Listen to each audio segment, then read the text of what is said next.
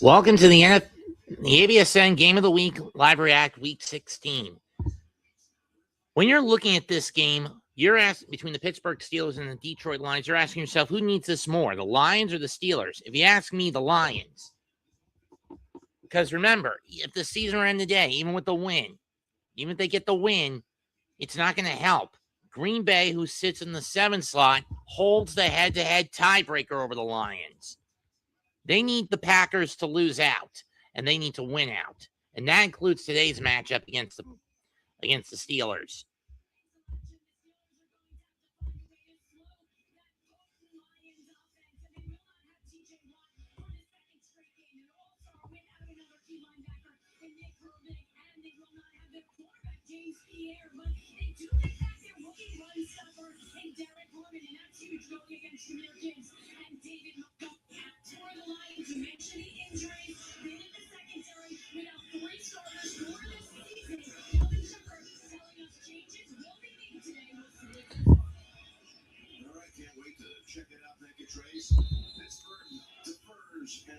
Pittsburgh wins the flip, they're going to defer it. He wins the toss, they're going to get rid of it.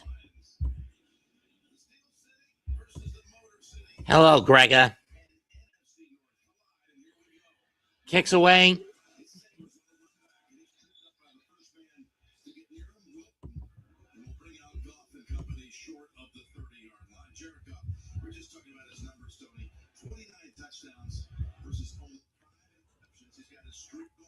To the 28-yard line for Jacob Sailors.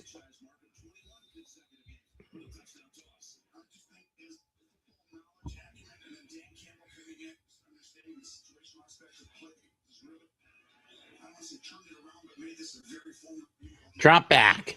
Got fires. Caught by St. Brown. Pick up of 8.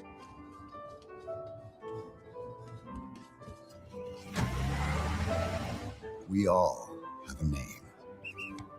It will be called. We're going to give him 7. It will be tested. Run game matchup. And it will live on. By the people it Favor the inspires. Lions. Kids in the backfield. The big The problem with Home the Lions Depot run game is official FIFA World Cup 2026 of the time the ball is going to Gibbs, and only 20 in Montgomery. And Goff goes down. Loss of 9 on that sack.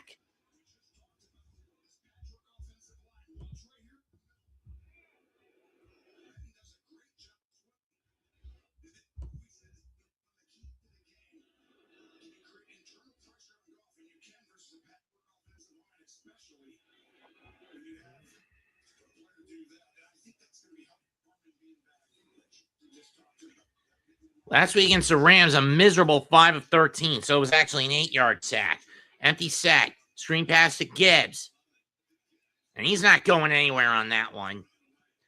And the Steelers will hold the Lions to a quick 3 and out. Yeah, one problem, Grega. It was almost all run game today. Dart couldn't do anything against one of the top passing defenses in the league in Minnesota. Why? Because the Vikings have a D coordinator who's competent in Brian Flores.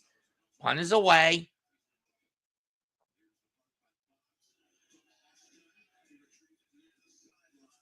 So retrieves it near the sideline. He's only going to get 6 out of that on the return. So Pittsburgh will set up shop at their own 27-yard line. I'm not getting much. I got some bar stools for my kitchenette island. Probably getting a handheld TV, some soap, and maybe a piping bag. But that's all I wanted this year for Christmas. I'm not asking for much this time around.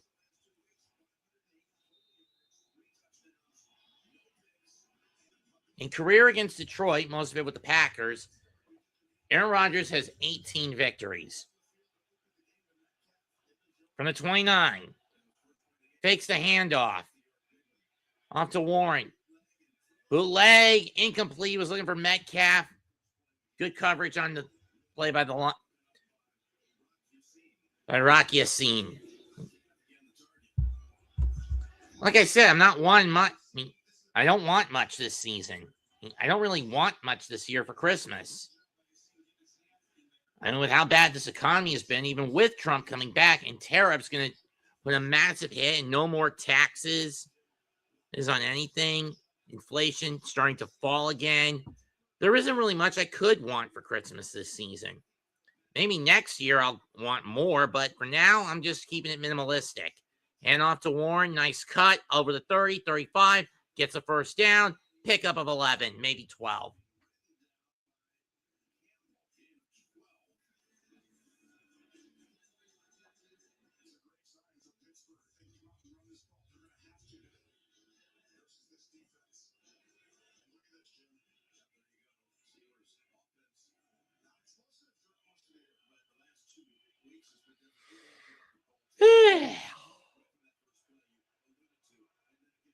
From the 40. They'll give him 11, not 12. Handoff to Warren is faked.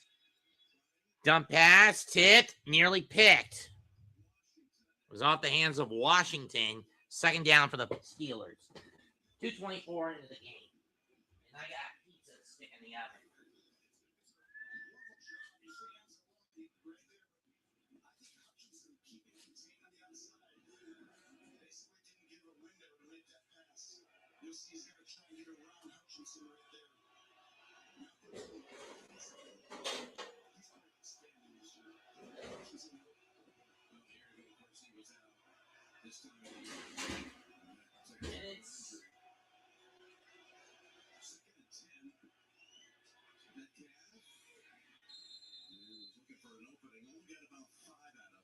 They got a 5 from Metcalf. Third down.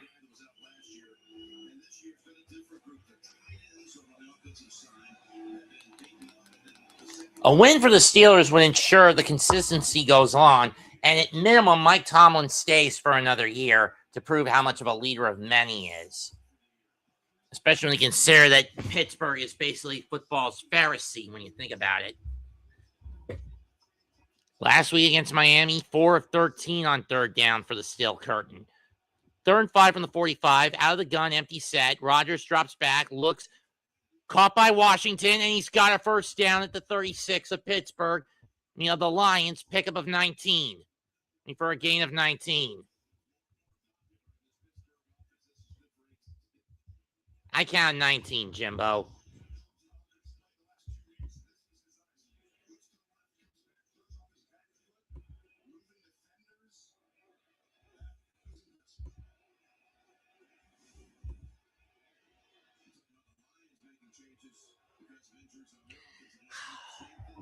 From the 37.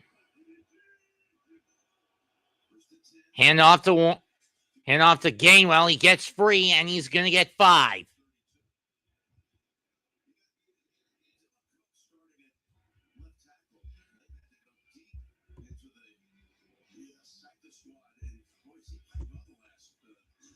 So what games have I gotten wrong today? Let's see. I got wrong the Dolphin pick. I got right the Panther, Viking, Saints, Chargers. The Saint pick I actually changed at the 11th hour. I originally had the Jets. Eagles, and I switched to the Bears, I think, before that game happened. I don't know. 2nd and 5 for Rodgers, and down he goes. He's going to lose 10. I got the Chief pick wrong. That was a shocker. I mean, seriously, what was the reason for the win for the Titans today? What was the reason? I mean, sure, with the Bengals, at the very least, they can get at least another year out of Burrow. Ada Hutchinson on the sack. 3rd and 14, loss of 9. The ball's at the 41. Got the Buffalo pick right at least.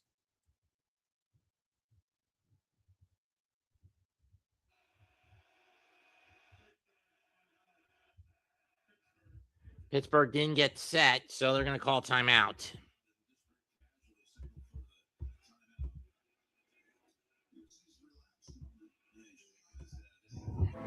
We all have a name. It will be called. It will be tested. And it will live on. by the people it inspires.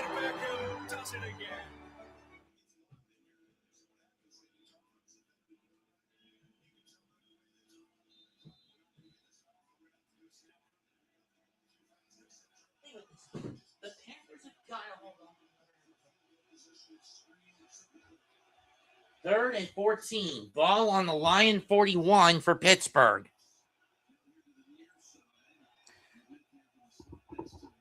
Near side slot set. Rodgers passes tipped, and it's going to hit the ground incomplete. Anzalone on the tip. And again, and now the Steelers will punt it away. We'll get rid of it.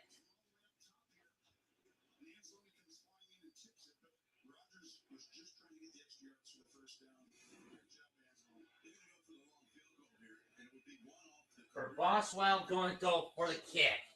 This one's going to be from about 59, maybe 6. This is going to be from 59. And in this kind of condition, it's easy to hit. Snap. Going deep, and it is good. Pittsburgh gets on the board first.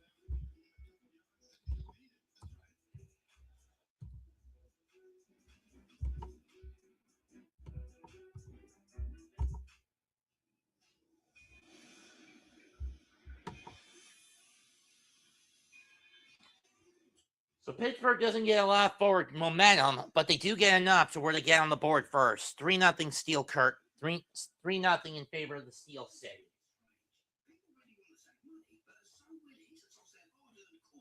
If Nationwide can be a great insurance and financial services company, what's stopping you from being so much more than one thing? That question is what inspired me to create the Motivating Method. All right, y'all ready? Let's hear it now. Motivate others through insurance and financial services. I get emotional saying it. Via acronyms that include Nationwide. Mic drop. For your insurance and financial needs, Nationwide is on your side.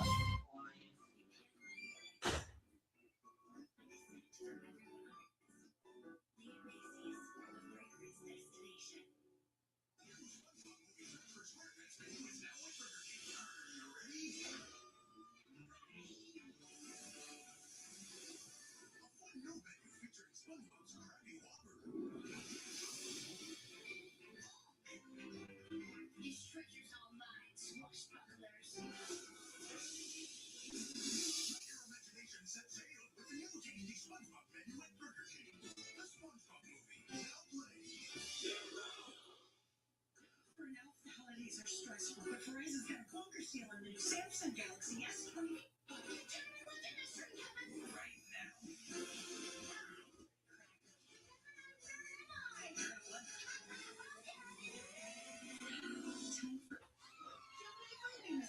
Buccaneers.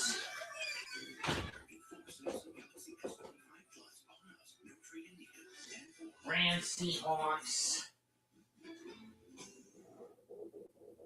Jags, Colts, Titans.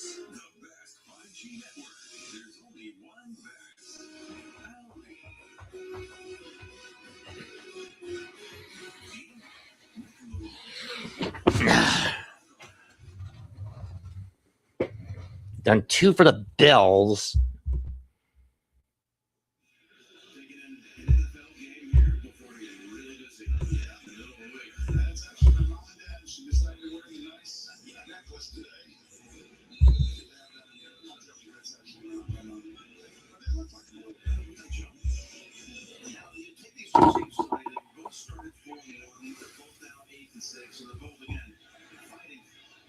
Each team has lost 5 of its last 9, up to the third. And another shop setter at the 35 for the Lions.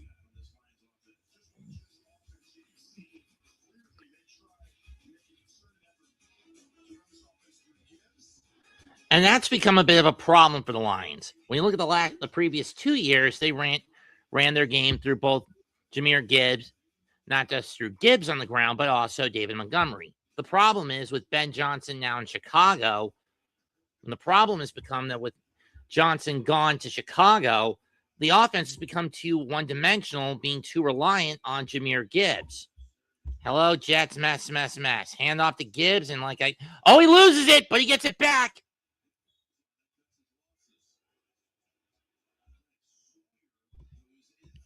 Bigger shit heat from the Giants, I know. And again, this is where the problem of being too over-reliant on Gibbs has come into play. He has played has gone against the Lions and Dan Campbell. When you had Ben Johnson calling the O plays, you could run it to, you could get away with this. But with whoever the new guy is, you can't. You got to give Montgomery a few touches. Drop back by Goff, caught by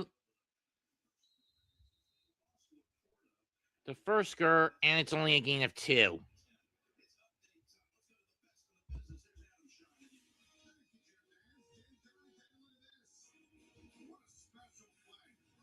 I didn't send Mitch a link.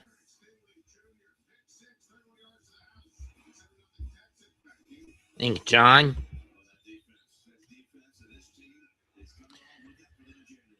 Third and 12.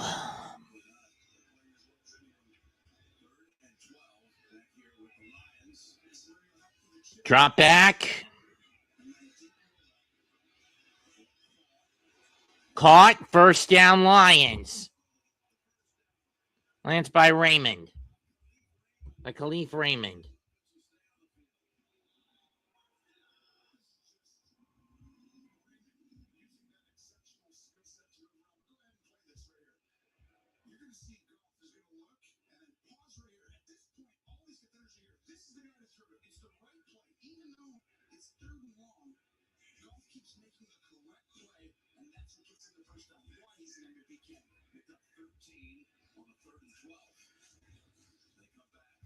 It's back to Gibbs, and again, this is the thing I've been hating about about the Lions this year. It's their ground game has been completely tunnel visioned, committed to Gibbs, seldom going to Montgomery when they want him to play. And it's really starting to piss me the fuck off. Ball on the 48, 2nd and 7. Drop back. Goff gonna dump it. Caught by Firsker, excuse me. 50, 45, 30, 40. Gain of 17.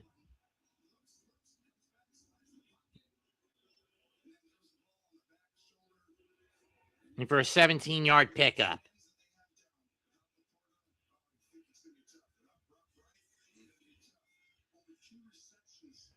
Is Montgomery finally in? It looks like it. He's in the backfield. They're going to give it to him, and he's not going anywhere on that run.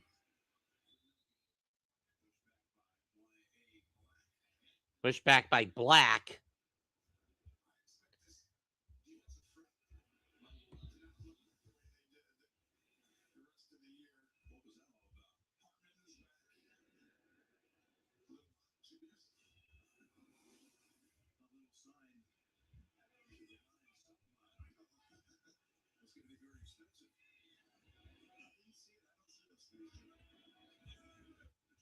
They're going to try again with Montgomery.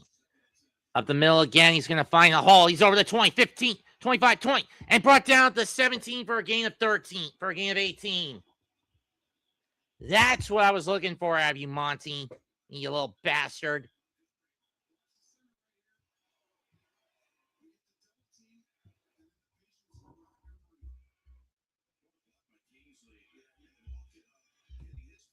So what happened here?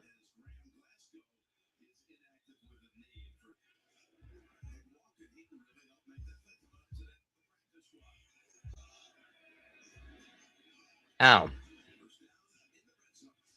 First down. Goff. Incomplete off the foot of Amon-Ra St. Brown.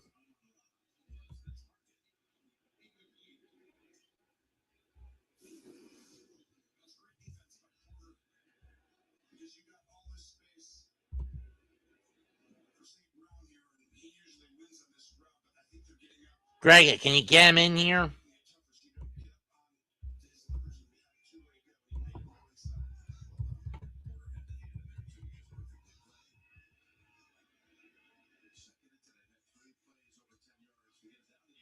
Goff drops back. Goes over the middle. Caught by Fursker. First down at the 5.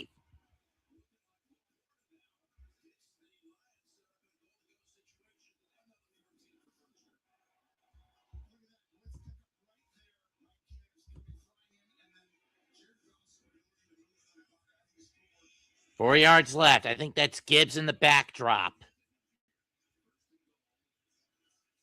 Yep. Up the gut. He's not going anywhere. He maybe gets one out of that.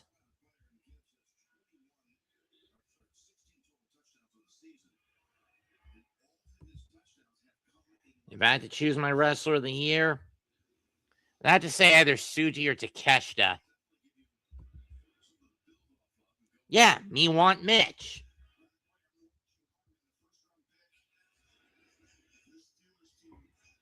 Second goal from the 2. From the 3, Gibbs still in the backfield. Oh, that was sniffed out. Loss of 3.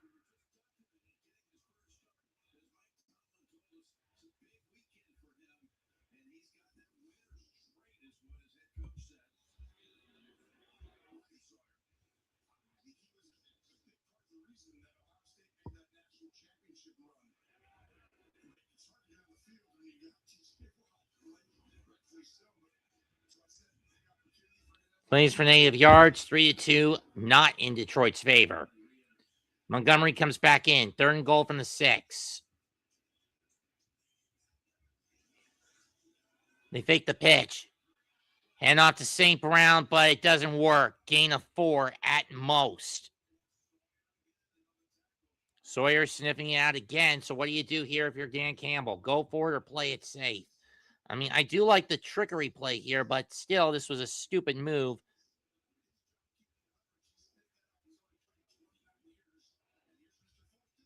And they're going to go for it. Kind of expected this. Ball's on the 2.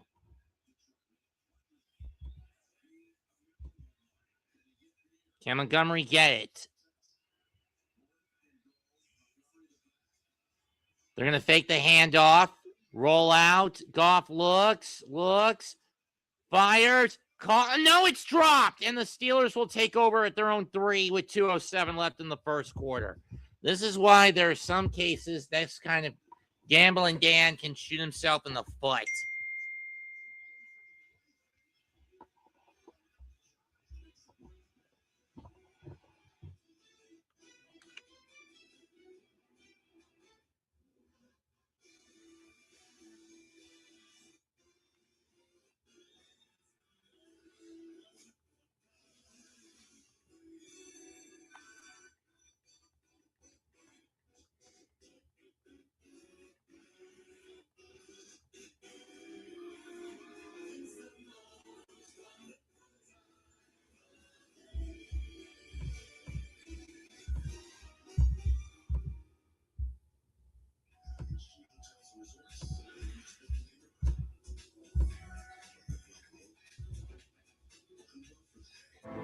We all have a name.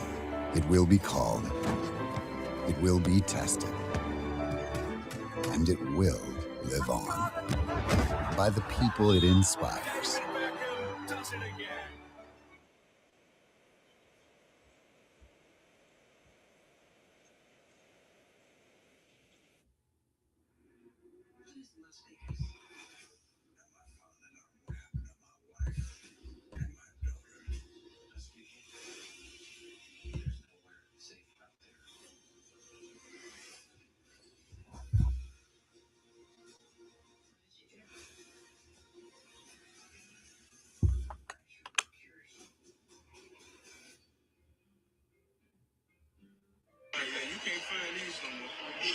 I feel sports like taste.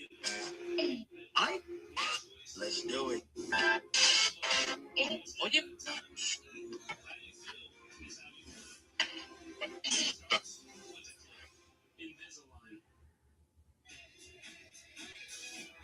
Chicken.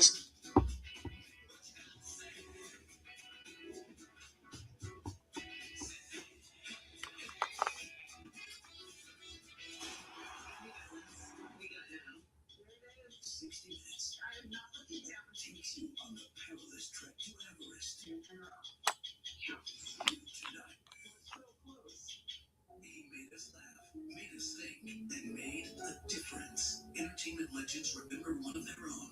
Rob Reiner, Scenes from a Life, CBS Tonight. Rodgers and company take over at the 3 after the Lions had first and goal at the 4 and couldn't get it home. But for it on 4, the best of half the quarter, almost 7 minutes and 14 seconds, and that's nothing. 1st and 10 from the 3. Rodgers is going to have his work cut out for him just to get out of his own end zone if it comes to a 3 and out.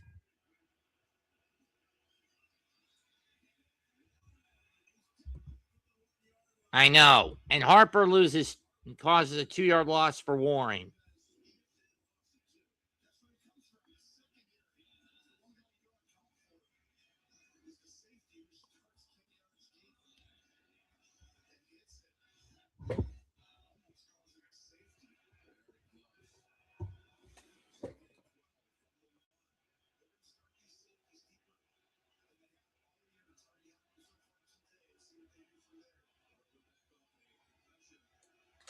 Second and 12. Not much room if you're the Steelers to maneuver on this. Rodgers throws a screen pass. Cup of Freiermuth. Oh, wait, that's not Freiermuth. That's... And Thielen.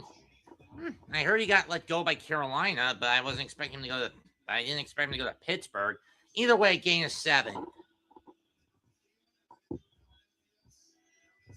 And my pizza is done. Excuse me a minute, folks.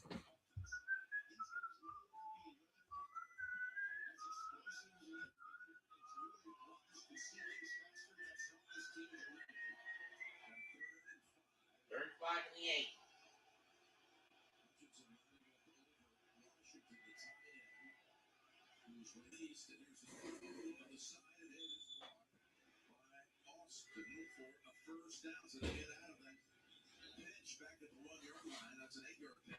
An 8-yard pass moves the ball to the 15, and at the very least, the Steelers now have a little bit of breathing room if it comes to a punt.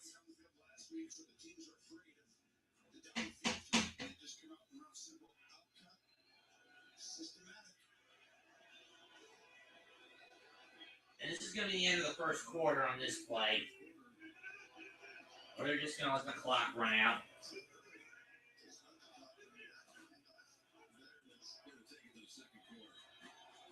And the clock runs out. First quarter ends 3-0 Pittsburgh. Or in Motown.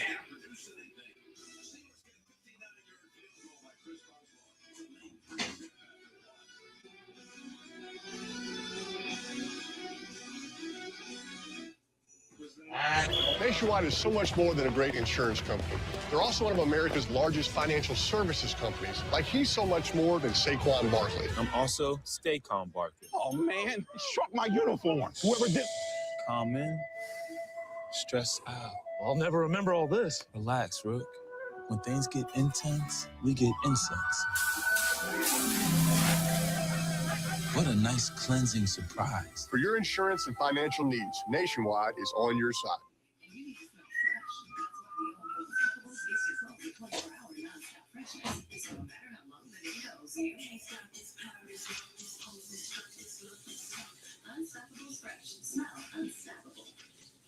Colonel was obsessed with making the perfect flaky holiday pot pie. Ever since he was gifted his very first fork. The Colonel lived so we could chicken. The best $4.99 you'll spend this season. KFC's chicken pot pie. Having insurance isn't the same as having State Farm. It's like needing the leadership of this captain. So getting that captain, I open on the port side.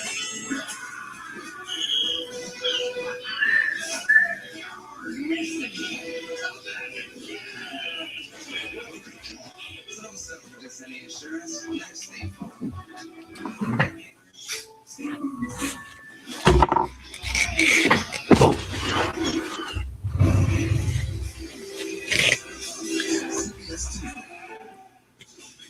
No, I'm not. It's just a simple red bearing cheese.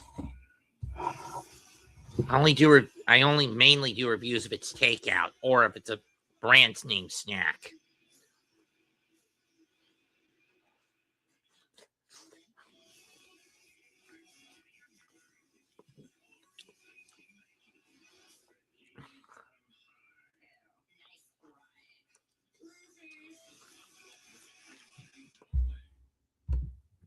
Let me see what the search for SquarePants plot synopsis is.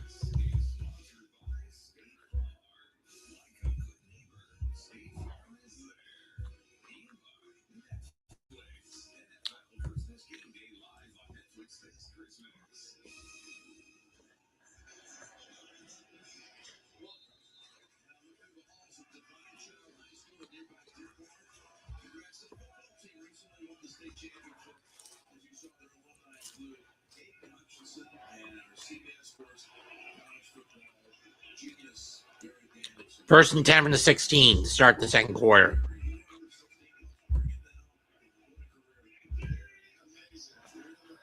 Rodgers hands off to Gainwell. He's up the middle. He's got some room, and he's going to be brought down to 34 for a gain of 18.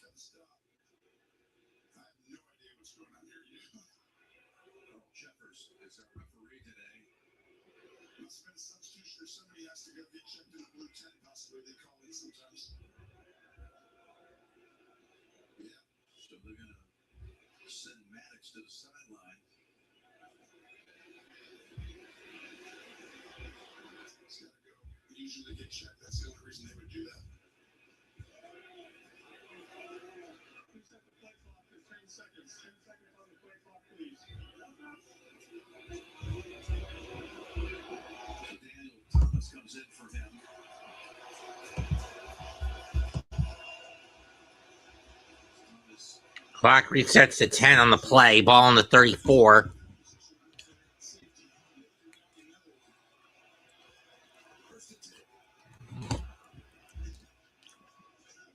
And off to Gainwell. He tries to push through. Not going to get this time. Loss of 1.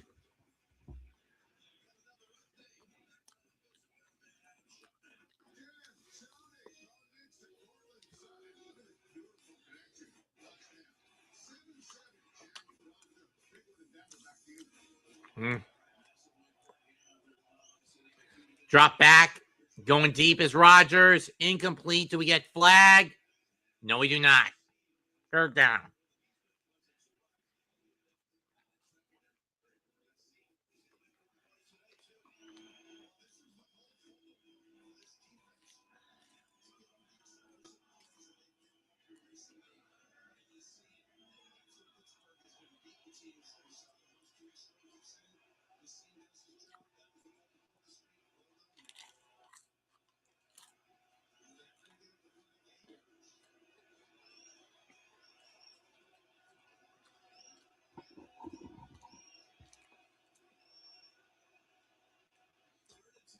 Third and 10. Rodgers drops back.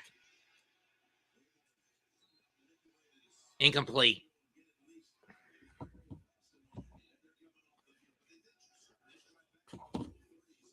3 and out.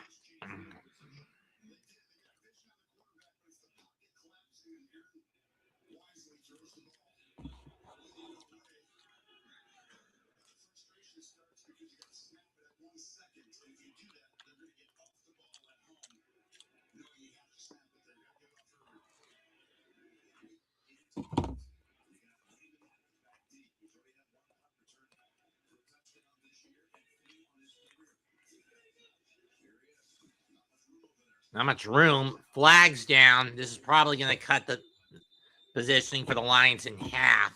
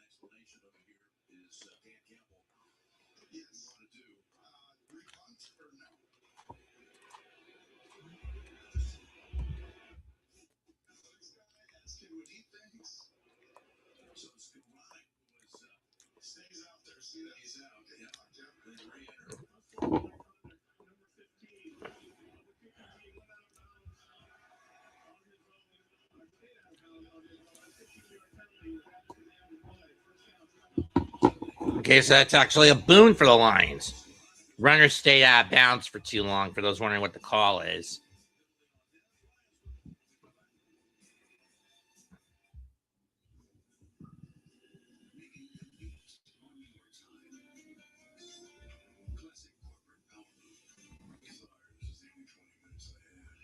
So this will put the ball on the Lion 33 instead of them setting up shop at the 23.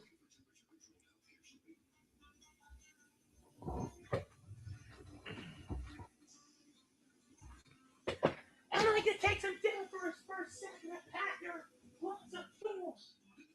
Lots of food.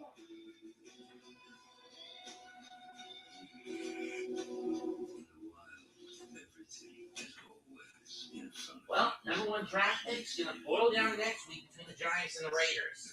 The Super Tank Bowl, as some will call it.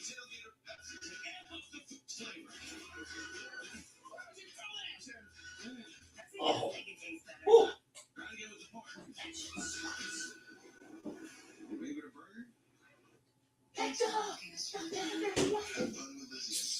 Doors connect us to what's important. A dedicated Fidelity advisor can help you open those doors. Backed by a team of specialists, they'll help you build a personalized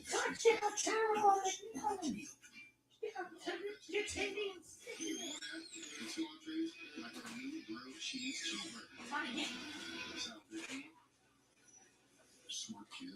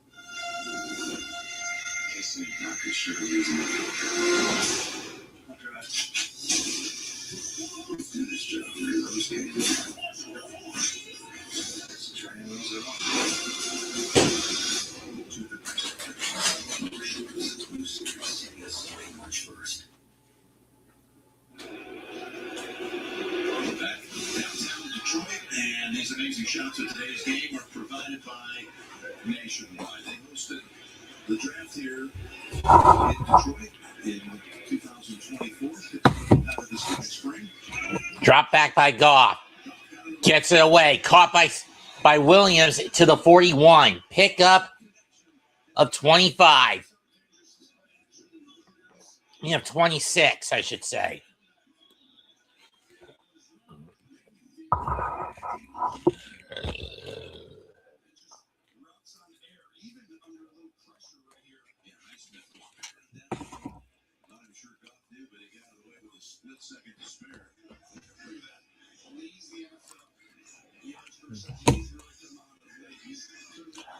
Towards the short cap.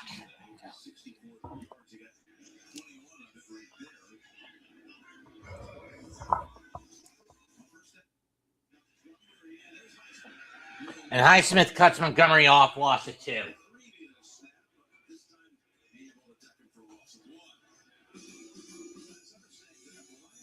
The The Lions' last 22 seasons have been postseason misery. First year they got 2023, they got to the conference championship but can't away. Best start in last year in best record in franchise history last year, but got knocked down in the divisional.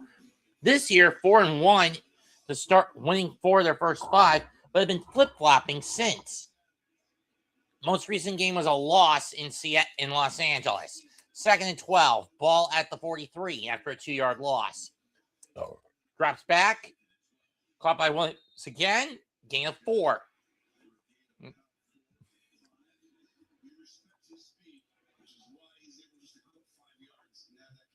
Oh, they're going to give him 7. 6.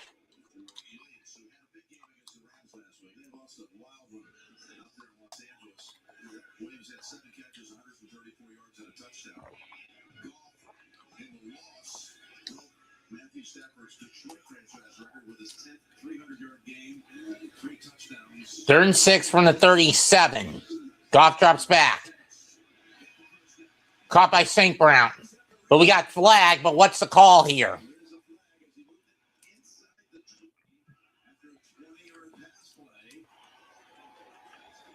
Will this be coming back?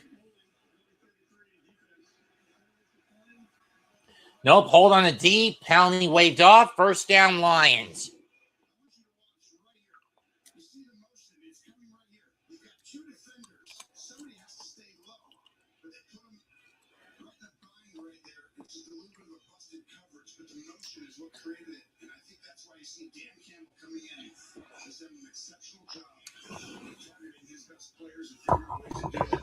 From the 18, from the 17-yard line. They give it to Montgomery, and he's not going anywhere. At best, he loses 1 yard. Highsmith on the stop again.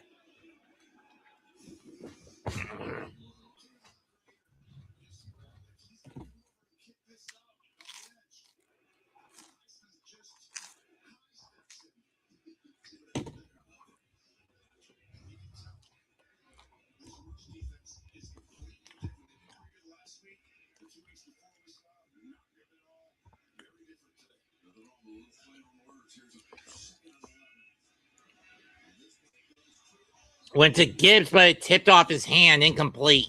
3rd down.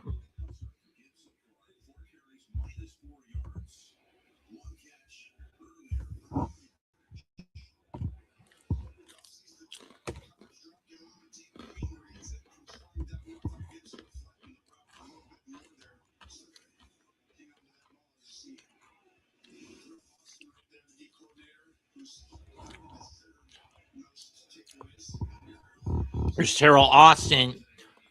3rd best takeaway ratio for the in the league this year. Pittsburgh's got 24 of them. Drop back. Goff firing. Over the head of Williamson, incomplete. And I think at this point, the field goal unit's going to come out. And that's the safe bet. Bates will come out to kick a 36-yarder. This will be from 36 for Jake Bates.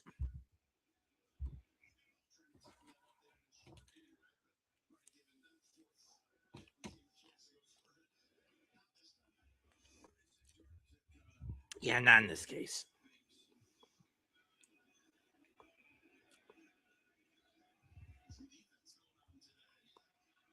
From 36. He got it. Tie game.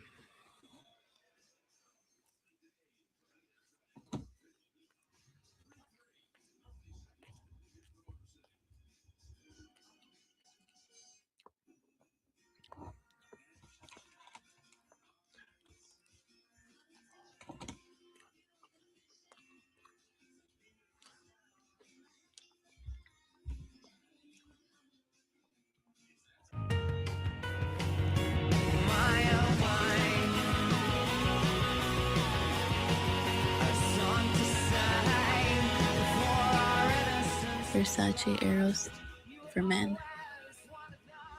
I can at least say this game is moving at an efficient enough clip. But then again, every time I say that, it starts to turn to a slog at a point later in the game.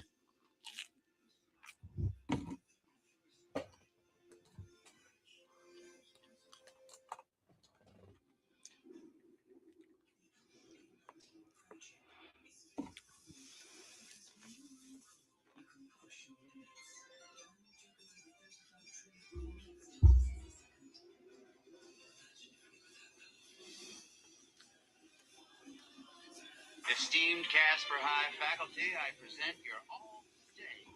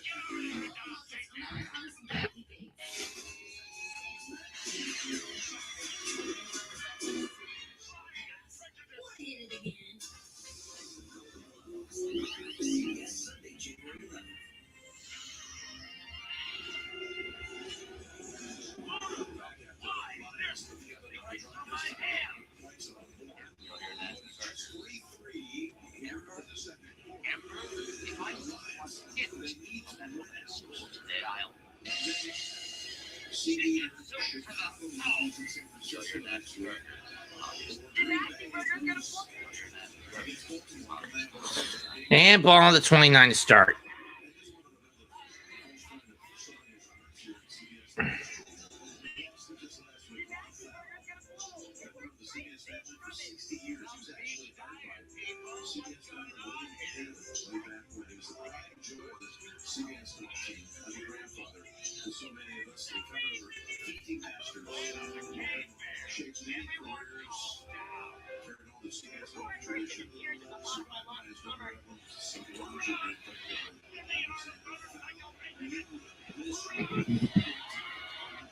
What does that have to do with anything?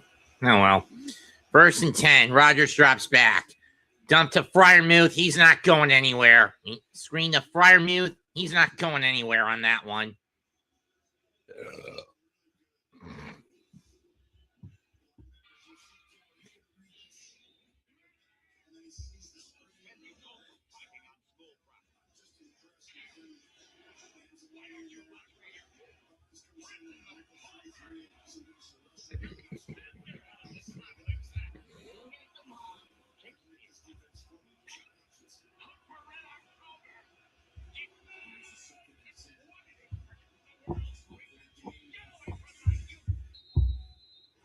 Gainwell gets 7.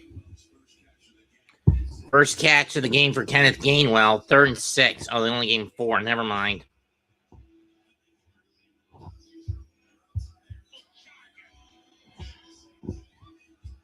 Well, worth a shot.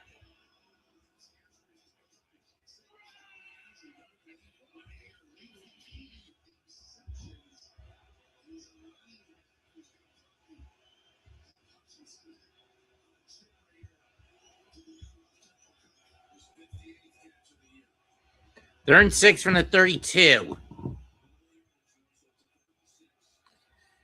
Screen again. Caught by Fryermuth, and he's only going to get 3 on that catch.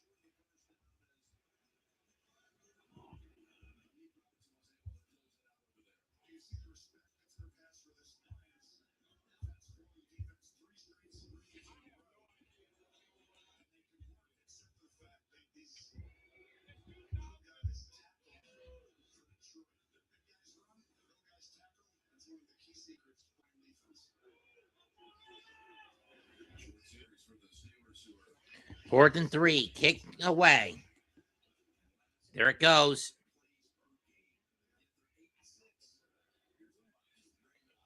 Oh, that's fair catch interference.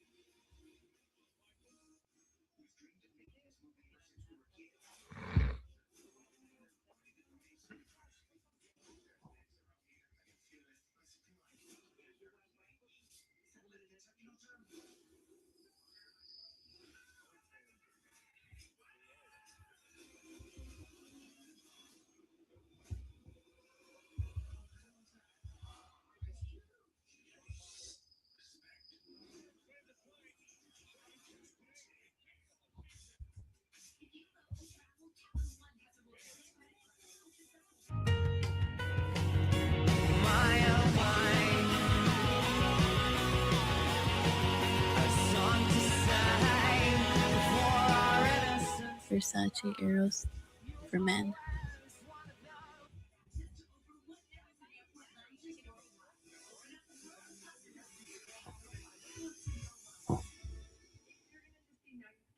Introducing Subway's new Sub Club. Now members get every fourth footlong free. 4 footlongs free. Expect it a little later.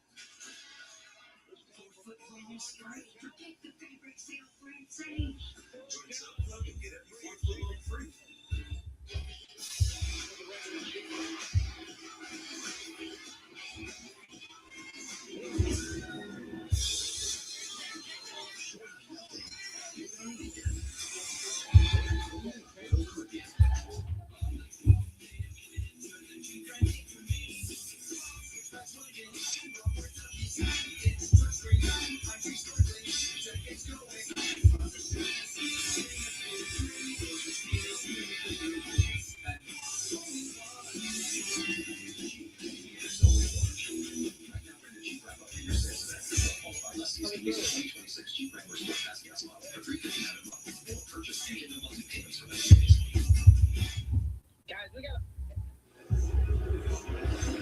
Let's go down to Tracy for the Verizon sideline report. Well, thanks a lot. Jim Christmas came early for this Detroit offensive line. Jared Goff gifting his guys customized golf courts, and you can see the way they're driving around the practice facility with smiles on their faces. Goff taking care of his guys up front. Aaron Rodgers telling us he has something planned, but he's playing the role of Secret Santa right now. He hasn't given out his gifts yet, but that's first-class move right there by Jared Goff. And see now I get right behind that offensive line. Hayward goes down.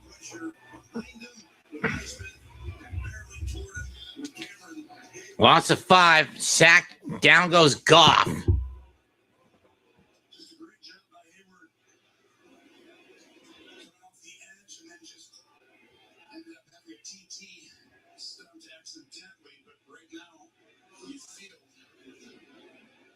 Defenses are kind of imposing their will on the other offenses on the other side. And how good is he playing? Not only his 15th year, and he hasn't lost anything, has he? He's almost improved. He was awesome last week.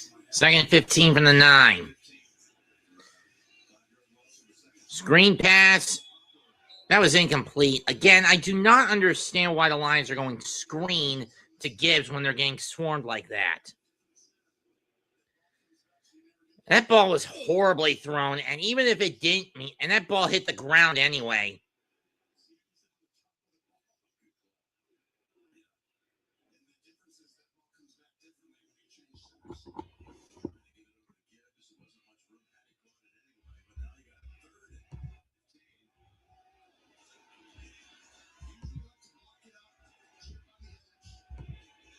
I think I got to do Philadelphia and Buffalo next week. They're in 15. Drop back by Goff. Goes over the middle. It's caught. But Eccles with the drop. That's only a gain of 4. And it's a 3 and out for the Lions. God, this Lions. This Lions squad is a massive step back when compared to last year's. And even the years before that. That's iteration of this team. Zylstra gets it back to the original line. But they're going to have to get rid of it. 6:30, 6.5 left in the half and counting.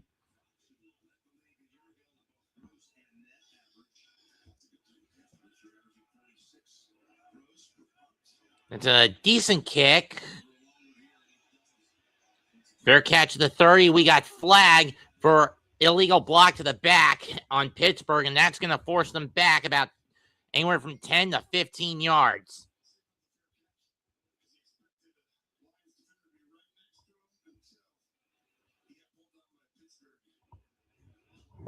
Fair catch interference.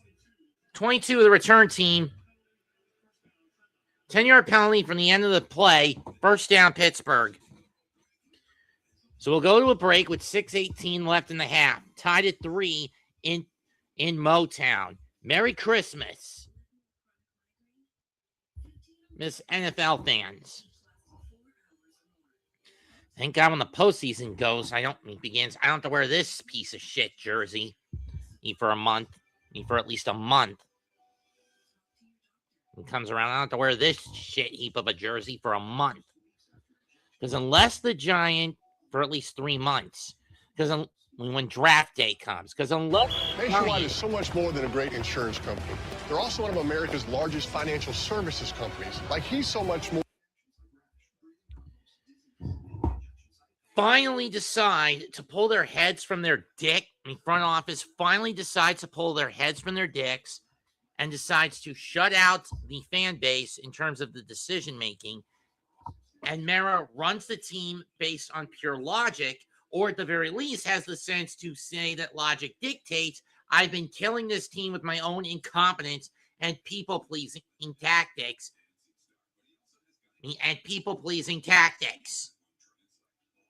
And too much of the biggest people pleaser in the NFL, choosing to stick my nose where it doesn't need to be time and time again and bow out. Hell, I'll even clean my kids out of the front office and leave the hiring to whoever I sell the fucking team to. And at this point, you should sell the team. Because unless the whole Mara clan kicks the bucket, this team is going to keep spinning their wheels, stuck in a fucking time loop from a pussy owner who's so stuck in a 20-year gap wanting a pocket passer instead of a running gunner.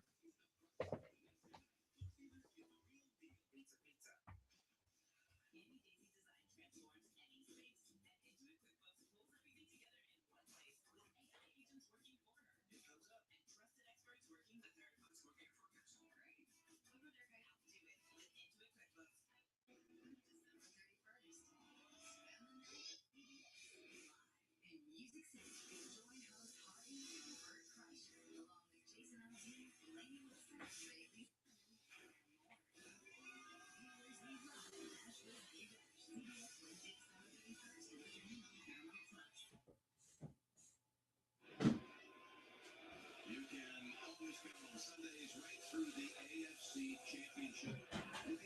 CBS and streaming on President 21.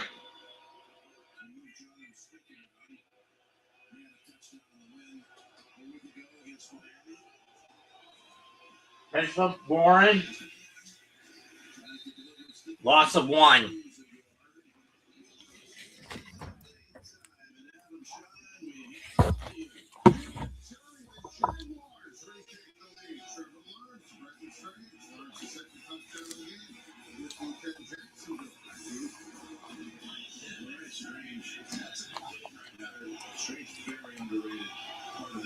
Remember, the Jaguars get in with a win plus a loss by the Strouds.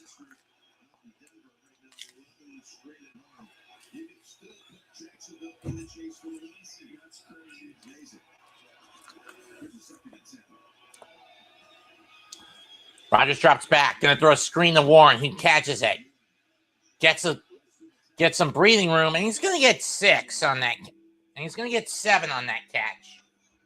3rd down.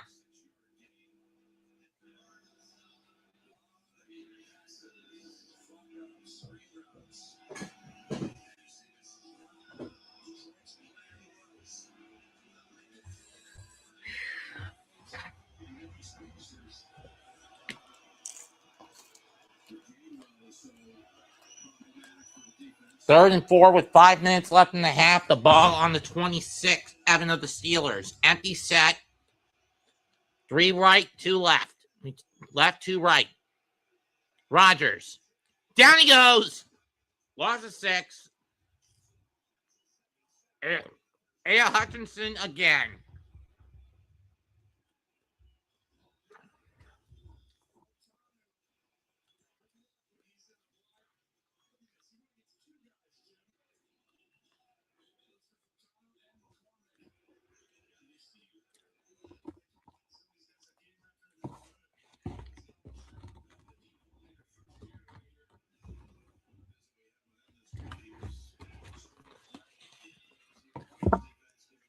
Punt is away by Waitman.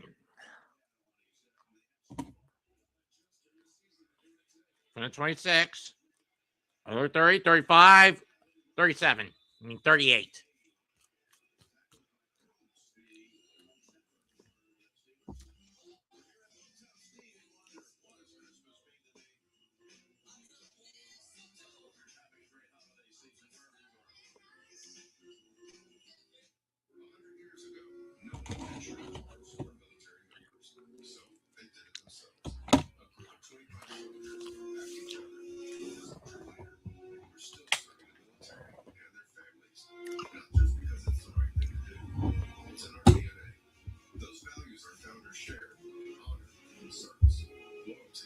integrity. Those are the things we live by.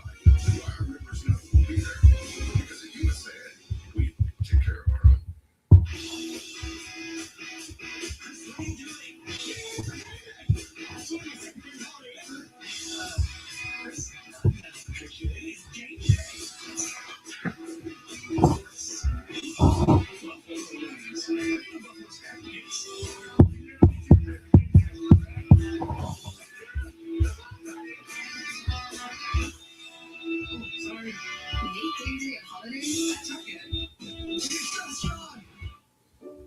One day, a tiny little hand reached out and wrapped around your finger. Now, they have you wrapped around theirs. Pulled towards a new adventure. Reassured with a squeeze. Soon, those little hands won't be so little anymore. Until then, let's say it together. Hand in hand on a Disney cruise. December 31st. Spend the night with CBS. In Music City. Join host Hardy and Bert Kreischer. Nashville Big Bash. CBS Wednesday, June 31st. Welcome to Survivor 50, the greatest adventure on television. Never had a season like this. February 25th on CBS. Who cares about Survivor these days? I don't.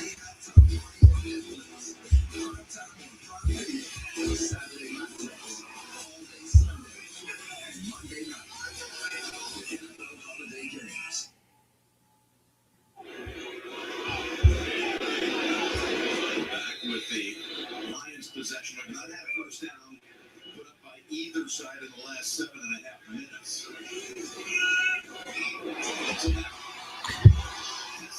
First down by Tesla.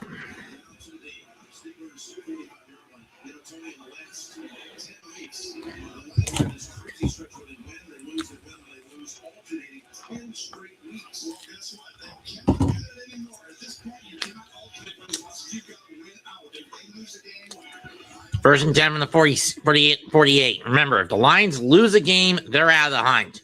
Caught by Gibbs. He's got the first down. Backpedals. Gets over the 35 to the 34.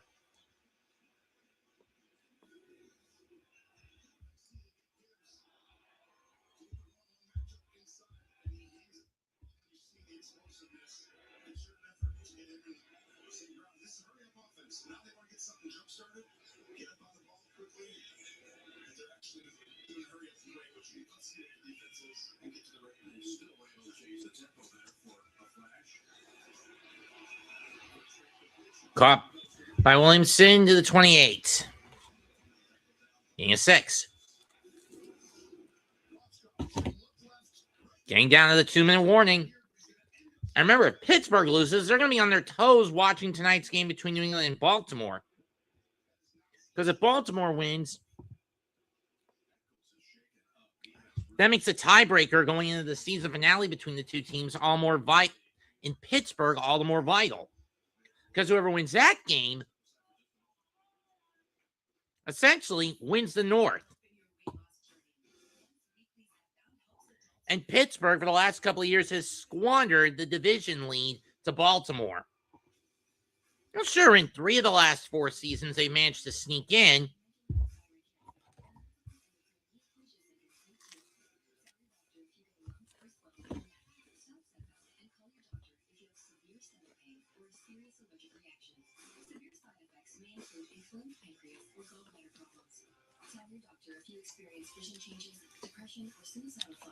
But Mike Tomlin knows he's under the gun. This is his 17th year as the Steelers head coach, and he's only had 1 Super Bowl ring trophy and 2 appearances in the big game to show for it. And those were within his first 6 years as the leader of the team. Within his first 5 years as the leader of the first 4 or so years leading the team.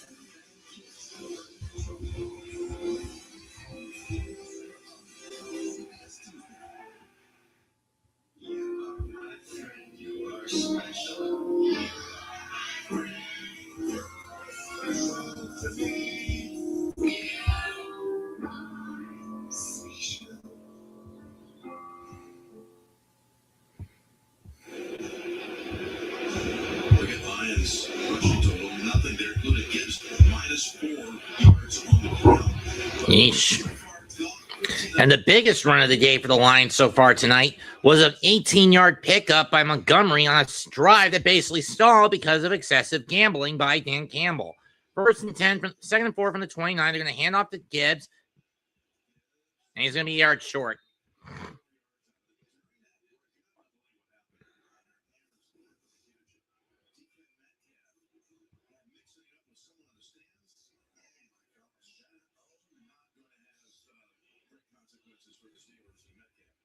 Metcalf going to be in trouble. That's going to be at least a $5,000 fine. And off to Gibbs, he finds the hole, and he's going to get a first down to the 20. 2-minute warning.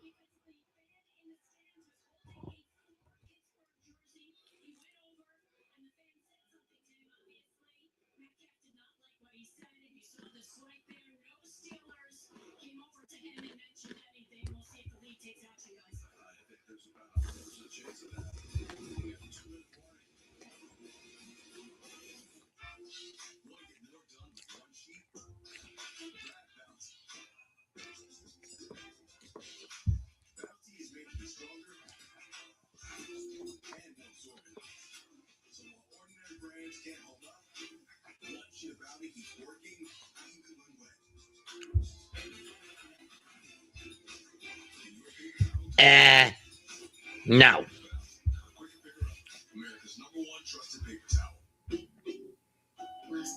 What's a boudoir anyway?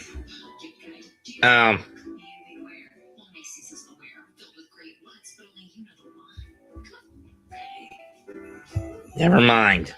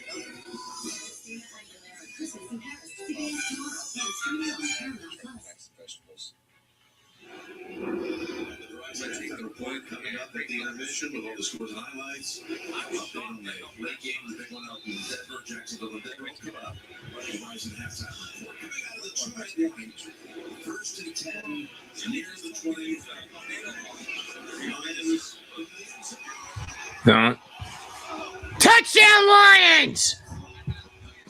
Tesla with the catch. I wasn't paying attention. Isaac Tesla puts the Lions in front.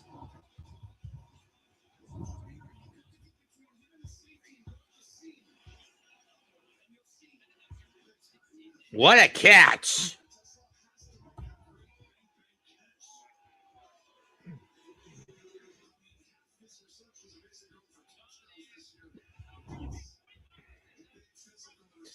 Bates on for the PAT. Snap. Hold. Kick.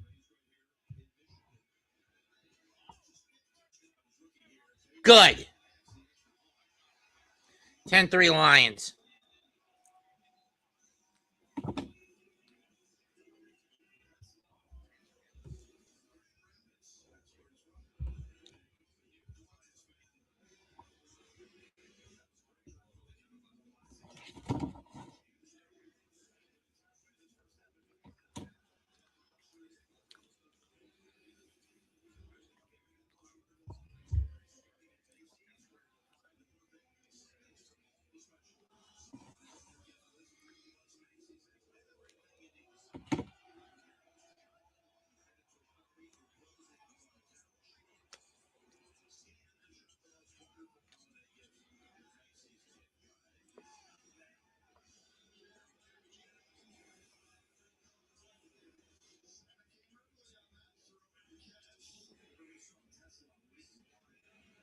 Oh.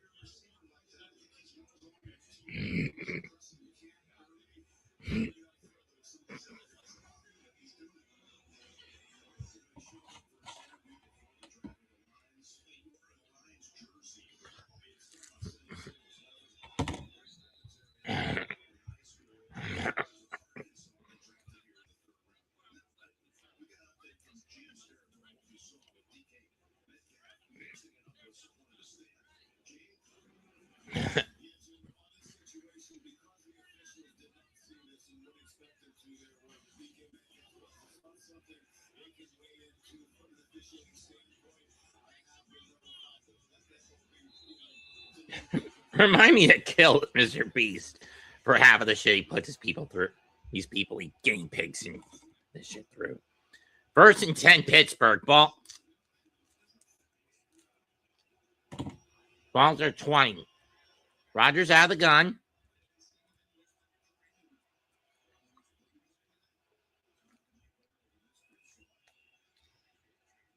Look for Metcalf, incomplete.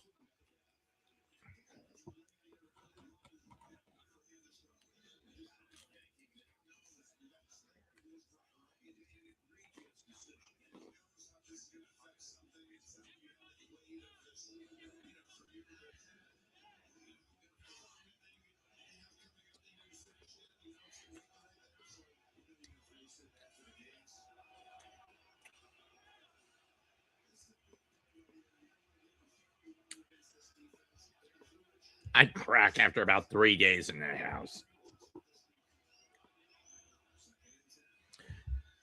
Caught by Nope. Incomplete. He didn't have control of the ball. And Metcalf is down for a bit. 3rd down.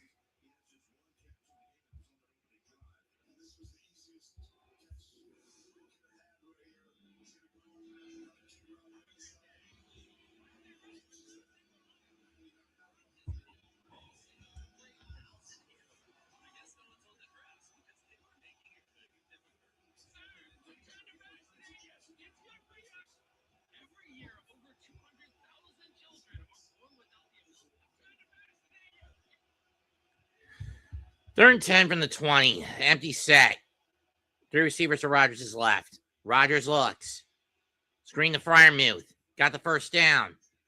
And pushed out the 32. Pick up at 12 for Pat Freiermuth.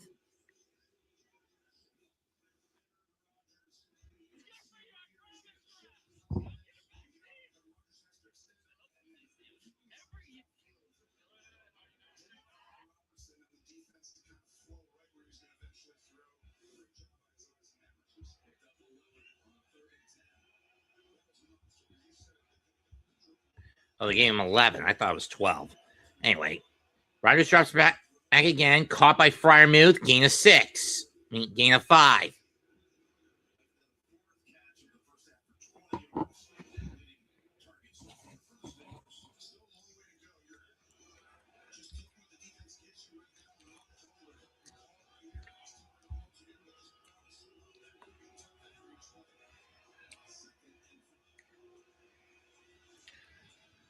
Caught. 1st down to the 45. DK Metcalf.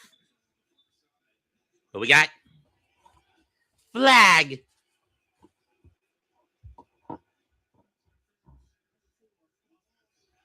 OPI, that doesn't help. 2nd down and 10 yards costly. Where was the OPI though? I wonder. Let's see here. Oh, that's where.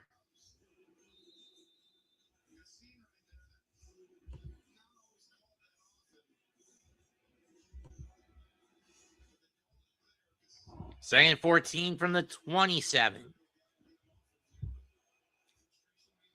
Ow. My neck just popped again.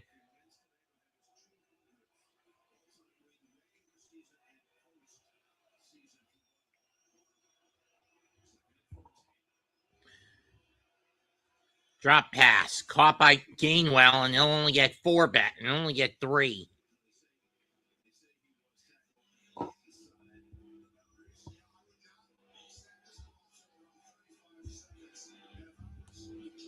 Next week, you guys face the Raiders. The Super Tank Ball is upon you. But the question is, will you guys get the first overall pick? Well, when we find out, shall we?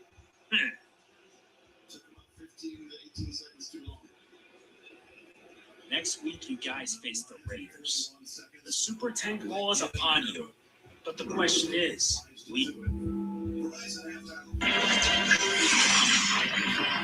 Kara hits safe now.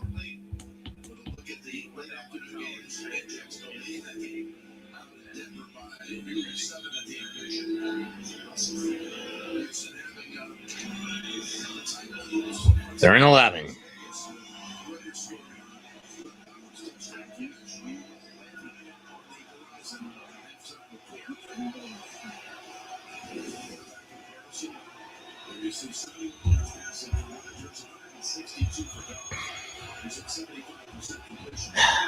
$26 out of 38 between both quarterbacks, but it's been more long game for Goff, short game for Rodgers. He drops back. Caught by Thielen, gain of 12.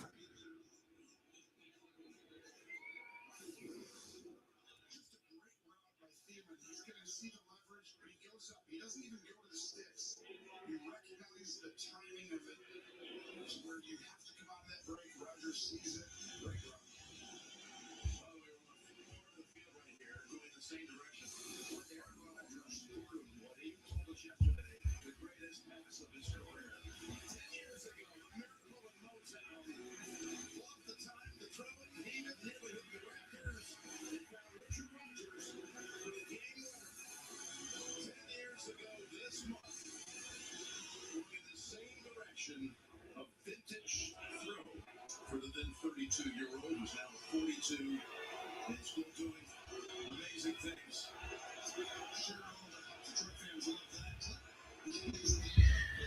From the 42, drop back by Rodgers. He's going to go over the middle, not going to get Metcalf. Over the right to the left, incomplete, not going to get Metcalf.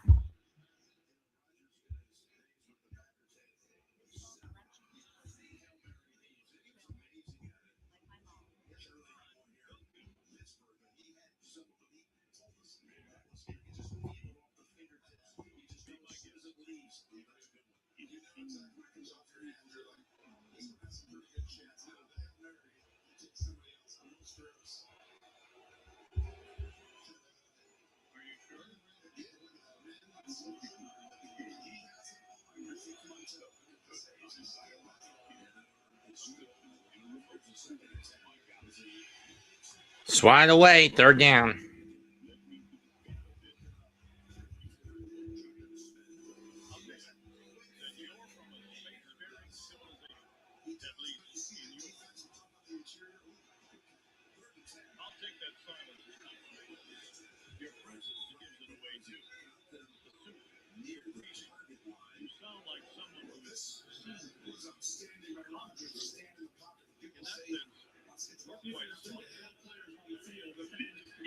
Never mind.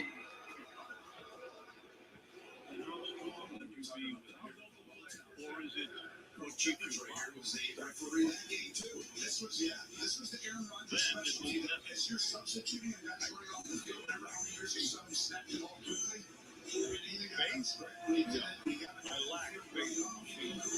I believe in the person right there. Now you have a chance to get that ball in your field 5 yards from Muslim. The Bills are going to be in the 60s. We are copper 59 jury good and next 63 yards. 17-17. Going deep, incomplete. Second down. Even if Scanley had caught it, it would have been out of bounds anyway. Yep, he would have been out. Smart coverage by DJ Reed.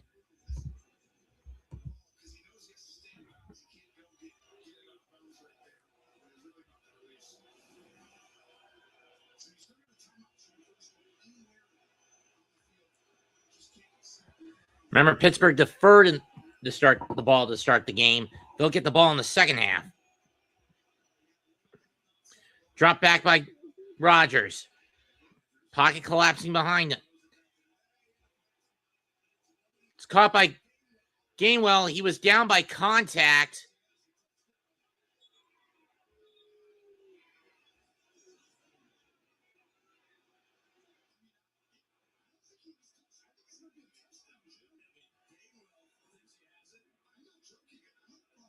Was Gainwell touched?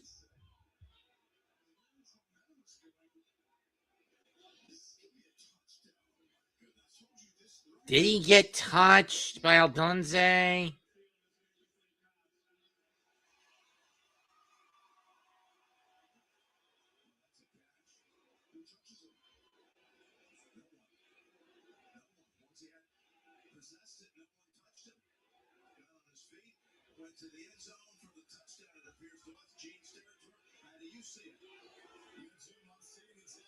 That's a catch. It's not an incomplete pass.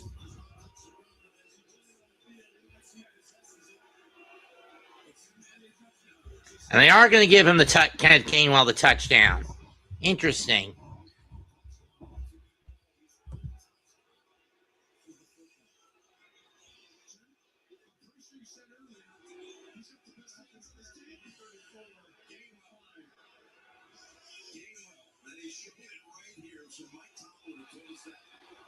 What a catch by Gainwell.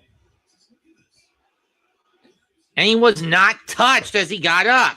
Touchdown, Pittsburgh. Big mistake by Aldunze to not touch him upon the catch. And being too slow to touch him. Boswell on for the PAT.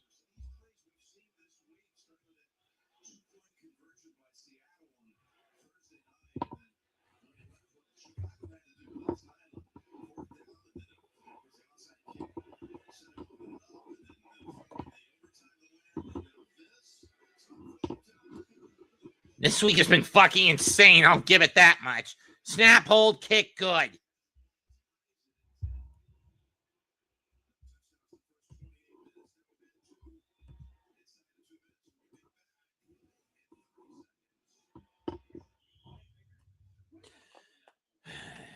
And when we look at the playoff picture coming into this game alone, let's run it down. In the NFC, excuse me a minute.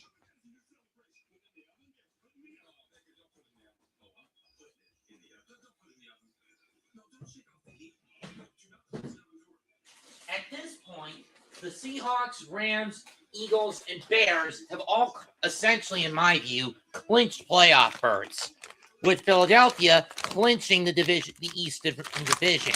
The West and the North still up in the air. Are still up in the air. The Panthers have now moved ahead in the South with a good grip on things, but they get the Seahawks next week, so that might be tough, especially with how wishy-washy they've been the last for the better part of 2 months, alternating between wins and losses since week 7 when they edged out a win over the Jets.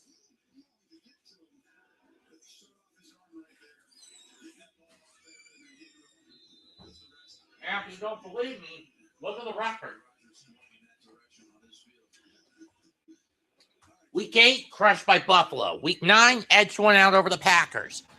Week 10, lost to the Saints. Week 11, got an overtime win over Atlanta. Week 12, lost to San Francisco. Week 13, edged one out over the Rams. Week 14, got edged out by New Orleans again. And today, edged one out over the Buccaneers.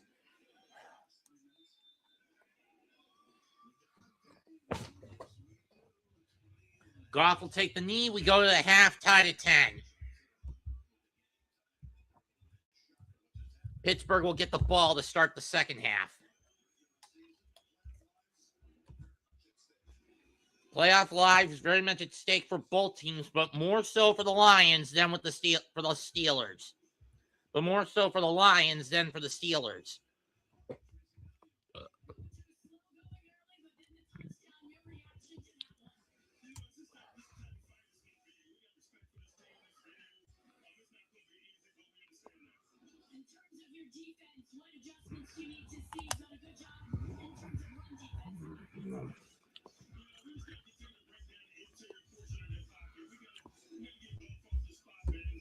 Oh.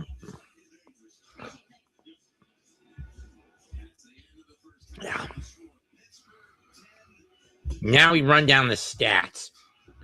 Aaron Rodgers, 14 of 24 for 141 yards and a touchdown. Jared Goff, 15 of 20 for 162 yards and a touchdown. David Montgomery leads the Lions on the ground, 4 carries for 14 yards. Kenneth Gainwell, 3 for 23 and 3 for Pittsburgh on the ground. He also leads the Steelers in the air with 3 catches for 52 yards and a wacky touchdown. Isaac Tesla leads 2 for 34 and a touchdown for the Lions. Hayward with a sack for Pittsburgh, 2 for Hutchinson.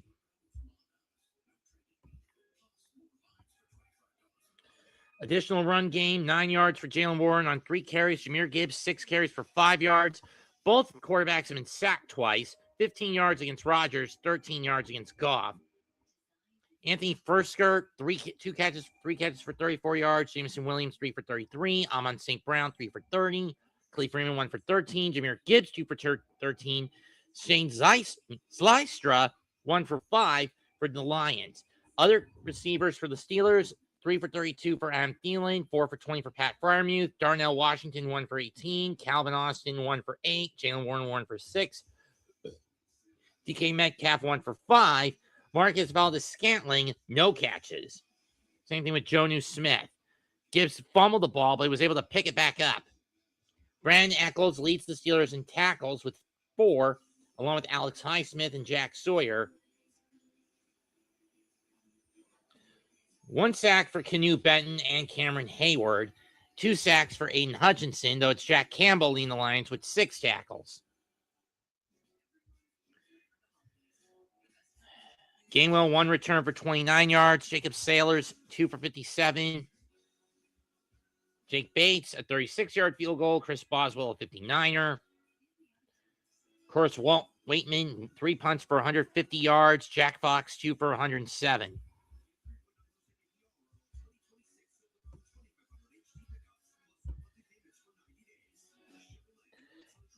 Ten to 8 on first downs in favor of the Lions. 8 to 6 in the air. Detroit. Both teams have 2 on the ground. Third down efficiency, 5 out of 9 for Pittsburgh, 3 out of 7 for the Lions. 0 for 1 on fourth down efficiency. Seriously, just take the fucking points next time, Danny boy. No matter how far close in the end zone you are. Total yards, 167 to 158 in favor of the Lions. 32-33 in terms of total plays in favor of the Lions. 6 drives to 5 for the Lions in terms of total drives. Yards to play, 5 yards roughly for both sides. 5.1 for the Lions, 4.9 for Pittsburgh. Rodgers averaging 4.8 a pass to Goff 6.8 a pass. Rushing plays, 32 to 18 Pittsburgh. Rushing yards, 32-18 Pittsburgh. 5.3 on the ground to 1.6 in favor of the Steelers. 0 for 2 in the red zone for the Lions. 3 penalties for 35 yards against Pittsburgh. And time of possession, 16 minutes, 11 seconds for the Lions to 13 minutes, 49 seconds for the Steelers.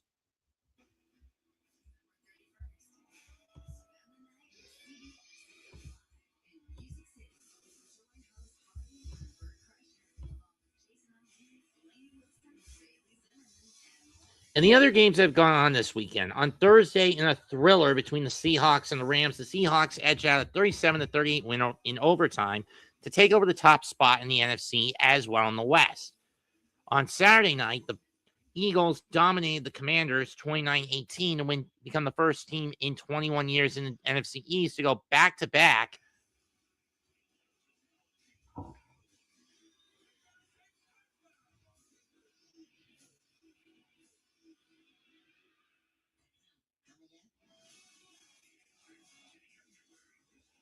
And win the division.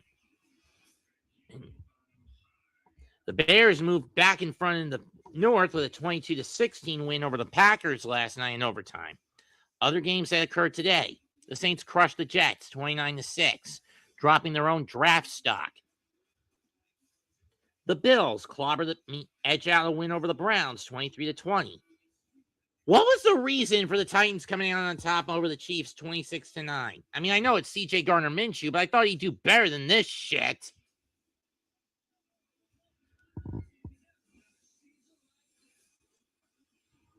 Who cares about Survivor Season 50?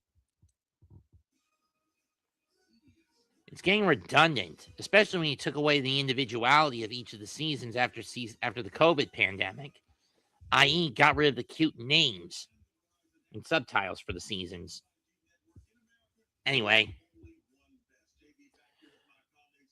the Chargers clinched their playoff berth with a 34-17 win over an eliminated Cowboys.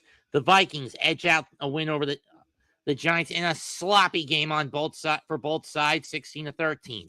The Panthers move into the lead in the South with a 23-20 win over the Buccaneers. The Bengals crushed the Dolphins, and the Dolphins get turned into fish bait by the Bengals, 45-21, showing why cats eat fish.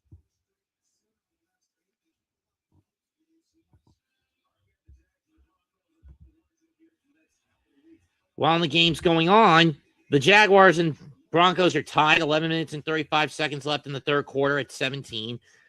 Second half got started in Arizona with the game tied at 16 between the Falcons and the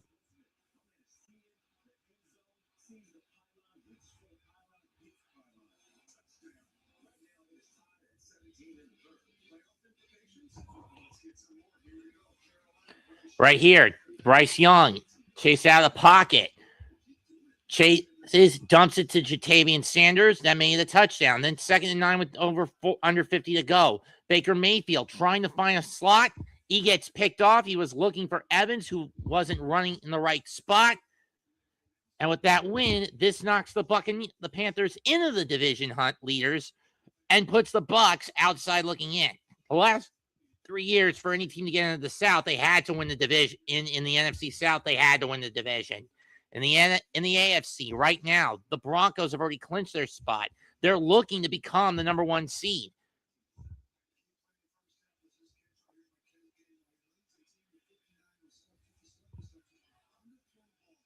Yeah, that was underthrown.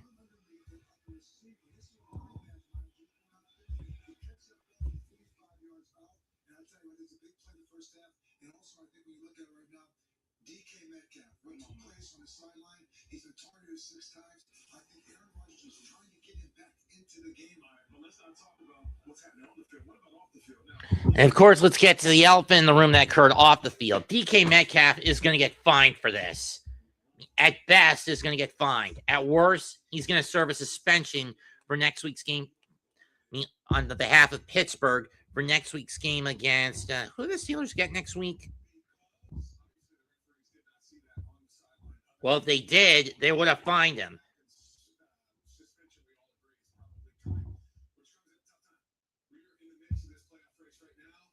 Who does Pittsburgh get next week? Oh, they get Cleveland. Seemingly easy matchup. Whew.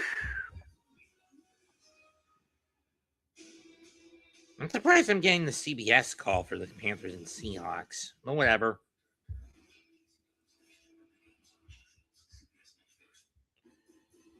And how are they going to flex the finale? Let's see. That's not important. That's not important. Kind of important. Not important. Kind of important. Kind of important. Not important. Not important. Not important. Definitely not important. Not important. Not important. Not important. Not important. Important. Kind of important. Very important. I was just looking through the Week 18 games to figure out which ones were of vital necessity to stream nationally and which ones are not. And the games that are not, out of this bunch, you can already tell which ones aren't. Atlanta against New Orleans. Jets against Buffalo. Cleveland against Cincinnati. Jacksonville against Tennessee. Los Angeles against Arizona. Kansas City against Vegas. Giants against Cowboys. Miami against New England. Washington against Philadelphia. Washington against Philadelphia. Those are the games in Week 18 that I don't think anybody could give a fuck about.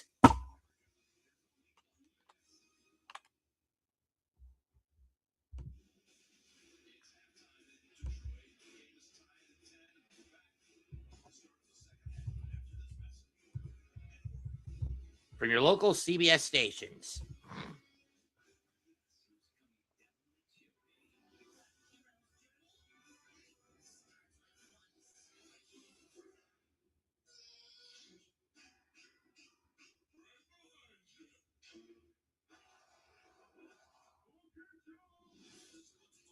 You're a fucking idiot, SpongeBob.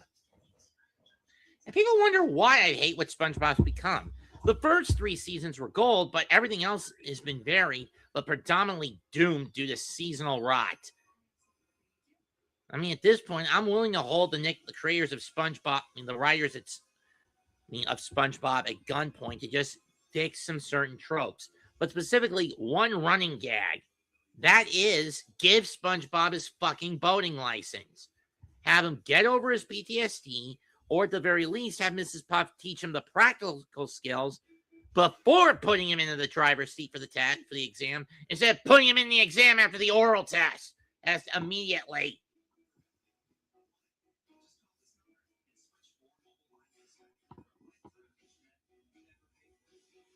Because if SpongeBob gets that experience without the pressure of the test, then maybe he'd do better. Because what good is having him taking the test when the little porous bastard has no practical skills behind the wheel? He was never given practical lessons behind the wheel. I mean, I don't drive, but at least I was given some levels of practical skills behind the wheel.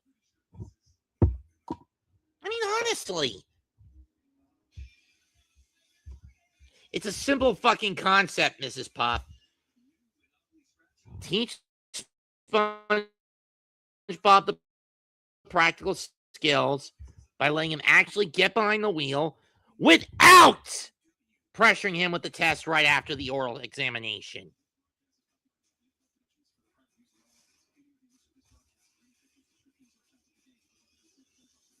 You call yourself a fucking driver's ed teacher, Mrs. P?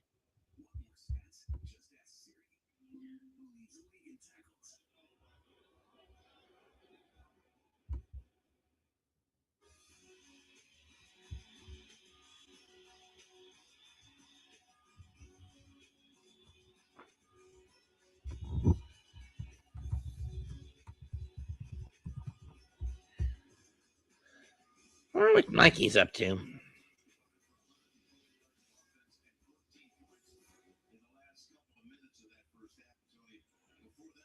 Oh.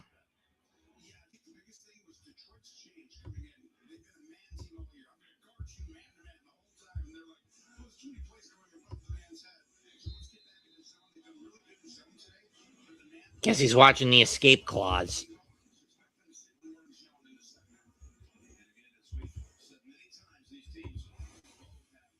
For those wondering, that was the movie where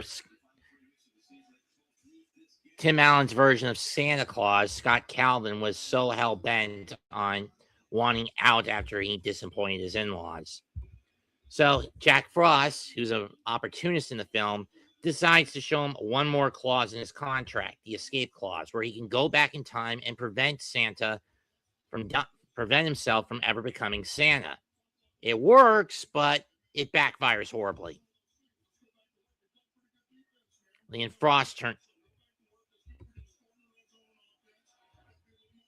Salute, Iman. I was doing a SpongeBob tirade on how I just wish that for once in her damn life, Mrs. Puff would give SpongeBob's. I mean, they'd write an episode where Mrs. Puff gives SpongeBob practical skills before putting him behind the wheel for his boating exam, instead of after the oral test, putting him behind the wheel of his boating exam right off the bat, which causes untold levels of collateral damage and adds to essentially a self-imposed prison sentence for Mrs. Puff. 2nd and 5 from the 36-yard line.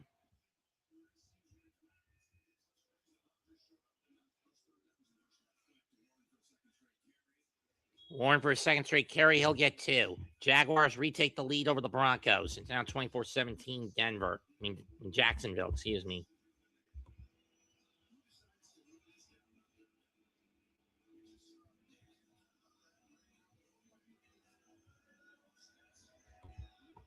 Oh.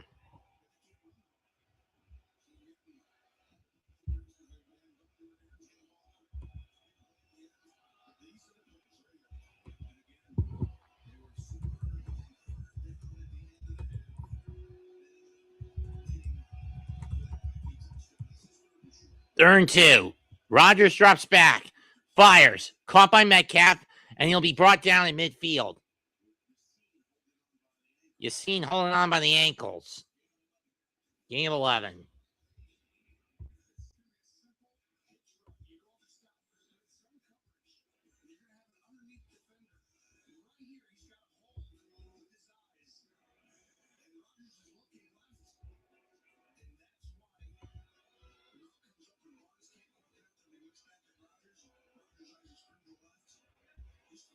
It was a SpongeBob tirade, Iman. Empty set from the gun. 3 to the left. Rodgers looks right and incomplete. He was looking for Gainwell. That goes out of bounds. Adunze on the coverage. Anzoli on the coverage.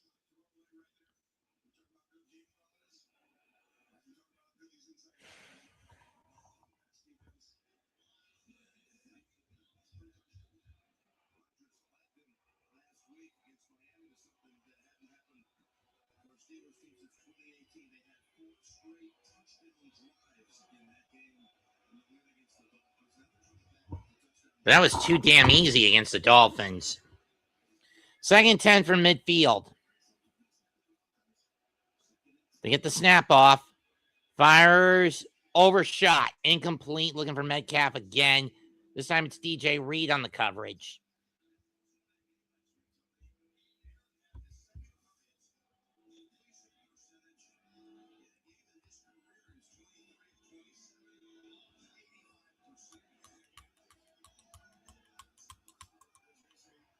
On 3rd down tonight, Rodgers is 7 of 9 for 76 yards.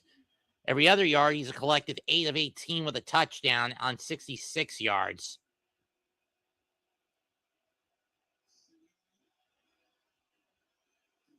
Drop back by Rodgers. Goes over the middle. Caught by Thielen. He'll bring down to the 32. Gain of 18.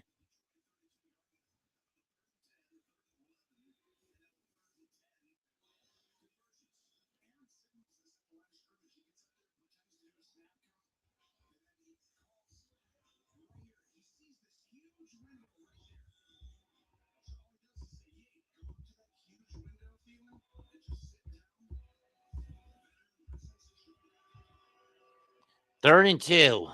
From the 32. 1st and 10.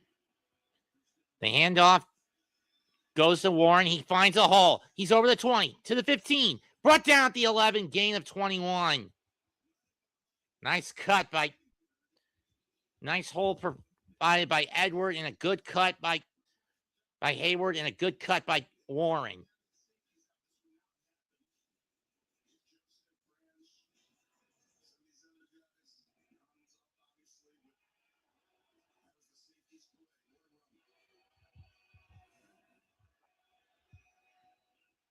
From the 12, it was a pickup of 20. Rodgers looks. Gonna run. And he'll get 2.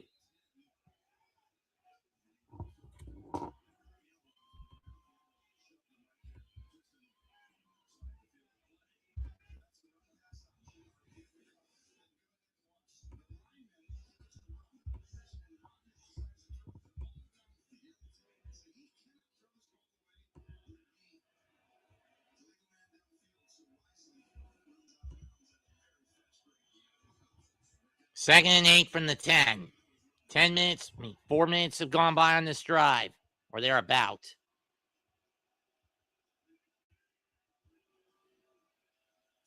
Fake of the handoff, dump pass, caught by Darnell Washington, and he'll be a yard short. Oh, wait, they're saying it was fun. Nope, he was down by contact.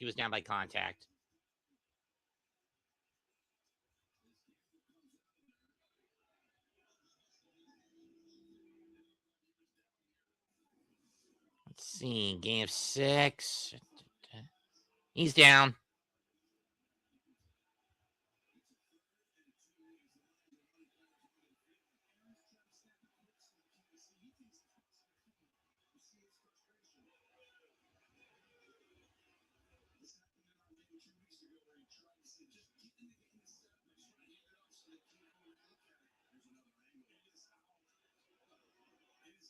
Oh, that is a fumble. It's going to be Lions ball.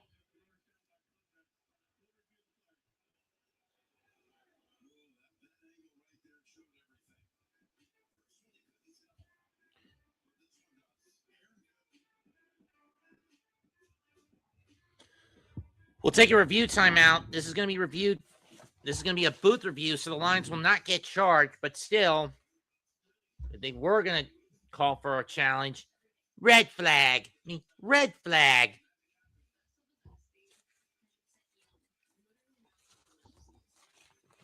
Red flag.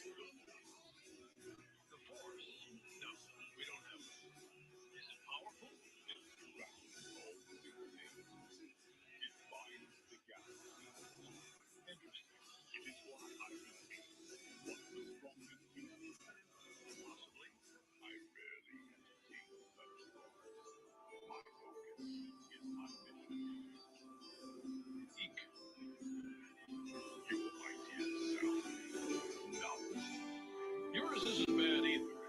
In my universe, humans have potential, but they're fragile. I'm surprised they dominate yours. No. Hearing, vision, experience. Your heartbeat matches. Either human or close enough that it doesn't matter.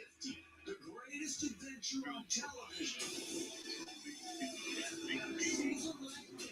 Our empires might be different, but we share a few similarities. Mark could learn a thing or two from you.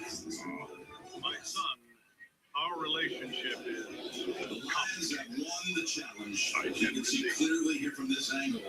The ball was stripped out by Harper. Washington unable to hold on to it, and the Lions with the recovery, and now each team has failed to score once in this game down inside the 10-yard line. Remember, the Lions turned it over on downs. Call overturned. It'll be 1st and 10 from the 4 for the Lions. At the very minimum, Goff needs to get that ball out of his own breadth of his own end zone. That one is thrown away, incomplete. 2nd down.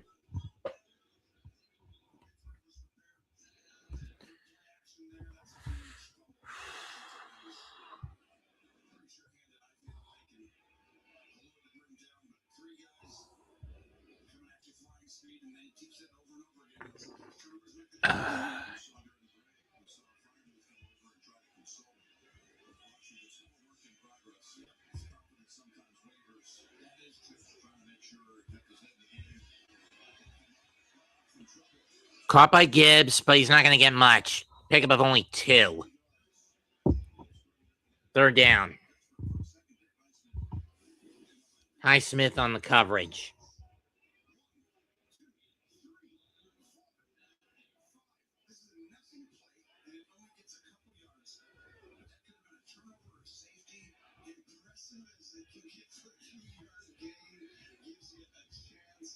$20 to 13. It's now 14-13 in Houston. Seriously, the Raiders win this game. This basically locks the first pick for the Giants down, and they don't need to win next week. Low snap. Goff drops back in his own end zone, and down he goes. That's a safety. Pittsburgh will go in front.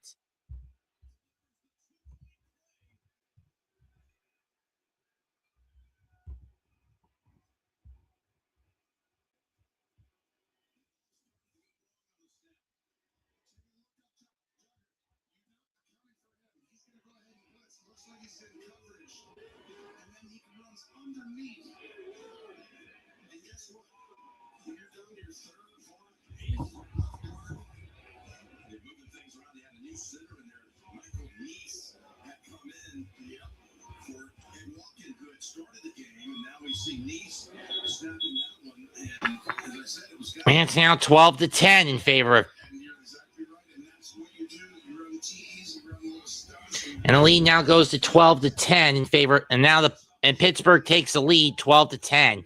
So essentially that fumble in the red zone doesn't hurt them. I mean, would they prefer to get 7? Yes. Are they willing to take 2? That's fine. And a free kick? That's fine. Bates ready to get rid of it.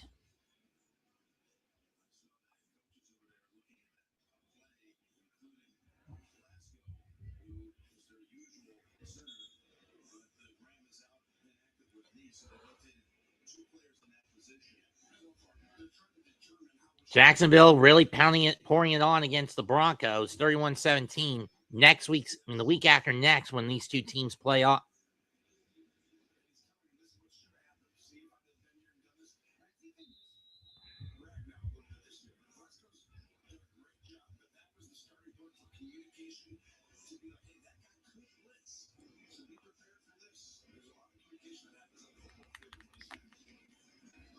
The kick is away.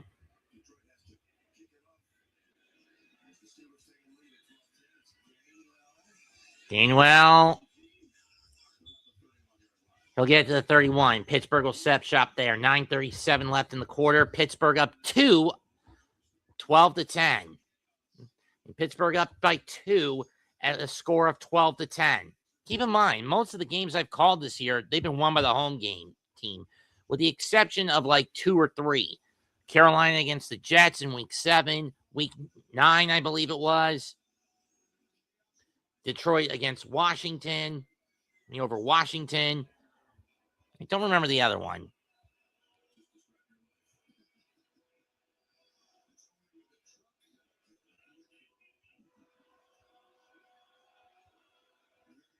From the 31.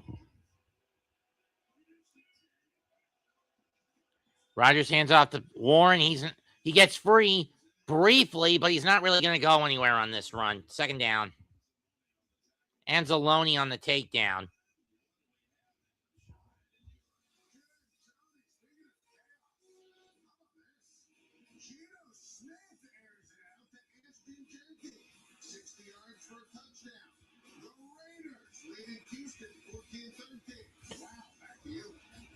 No moon, no moon, no moon. Stroud. No moon, no moon, no moon. One back in the backfield, bunch to the right. 2nd and 10. Dump pass to Gainwell. He's over the 45, over the 50, and to the 49. Out he goes. Gain of 20.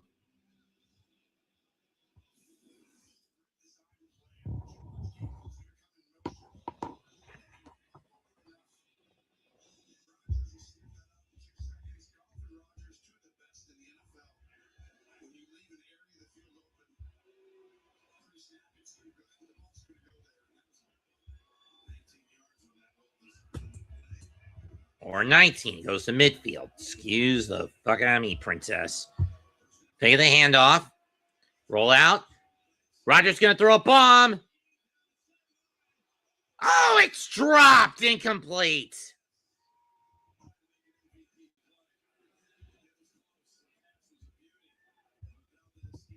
Valdez Scantling couldn't hold on to it.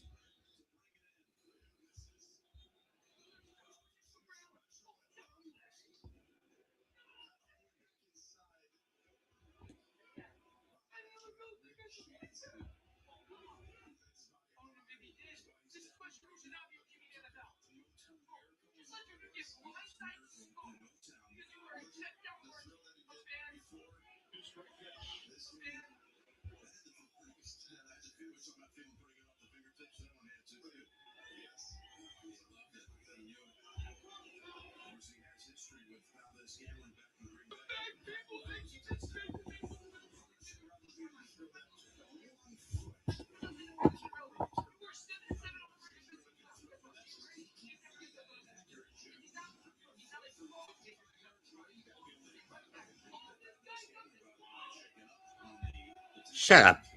What a corking it, Louver. 2nd and 10 from midfield. Pittsburgh really jacking up the yards in this half. Gainwell, yeah, he's not going anywhere on that one. 3rd down.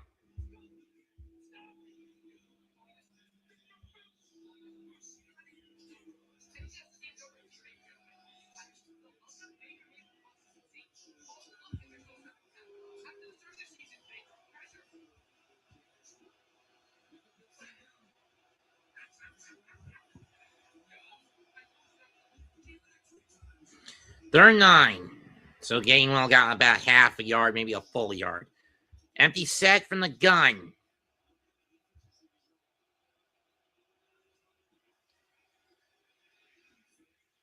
Pump fake. Rodgers going to take off. Stays on his feet, but he falls a yard short. Gain of 7.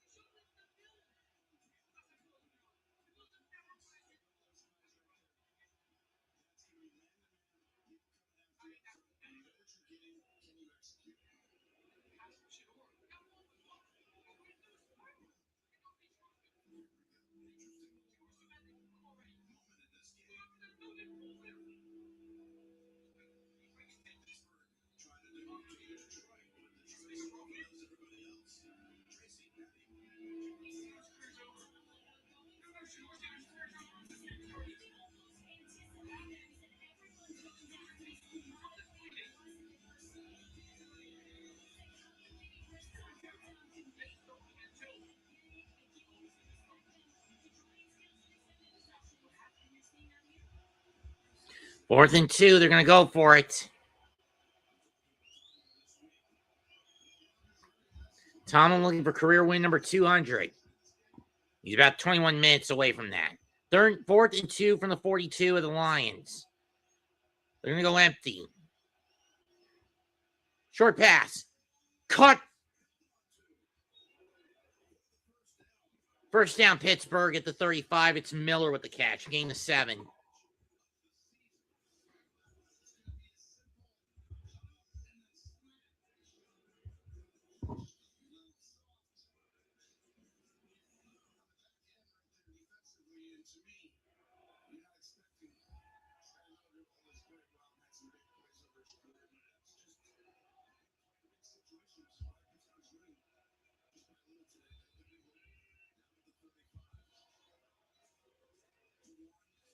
To Warren, trying to fight his way forward. He's going to get 2, maybe 3 at best.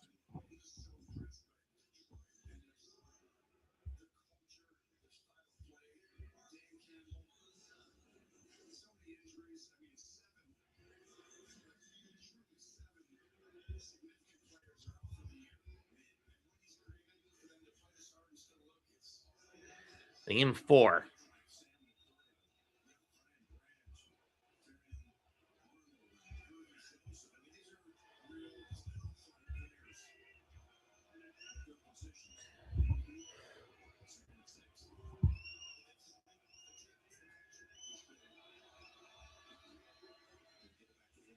And back to Warren, and he'll get 2.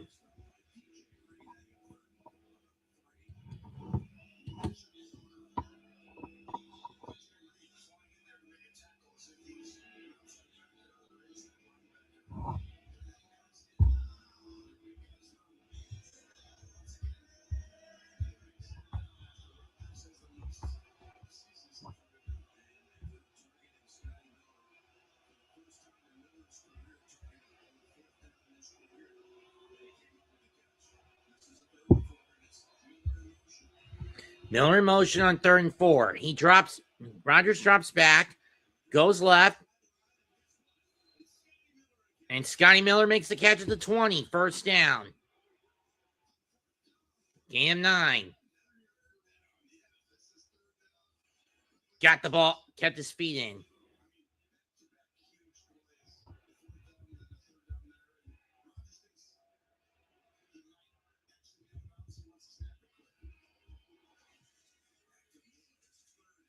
Back to Miller, gain of 4. Second down.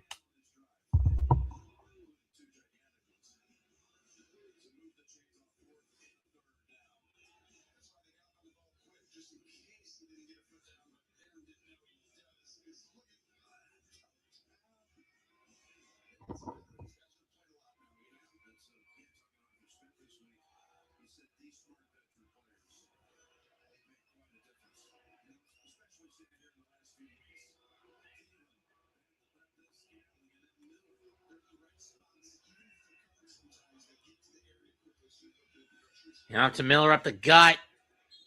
And he gets 5.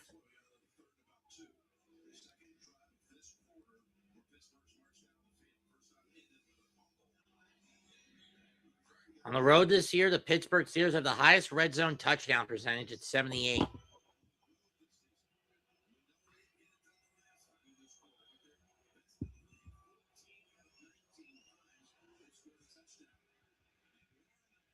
And Warren almost gets the first down, but the question is now, do you go for it or do you play it safe and kick the field goal? On the one hand, if you play it safe, you're only up 5. And you don't want that with your playoff hopes at stake.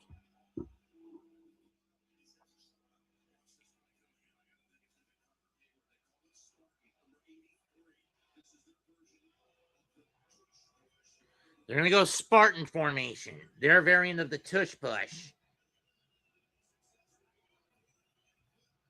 No, it's a fake. Gainwell to the 5, brought down to 3, gain of 8.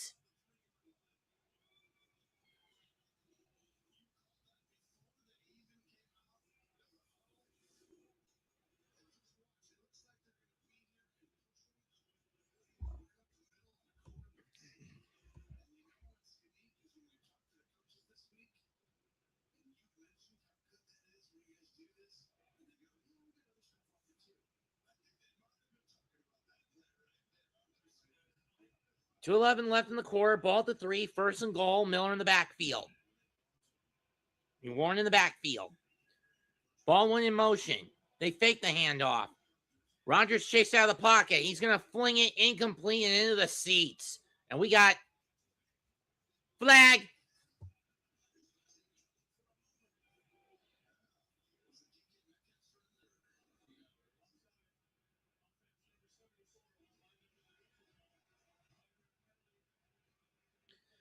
That pushes the ball back to the 8.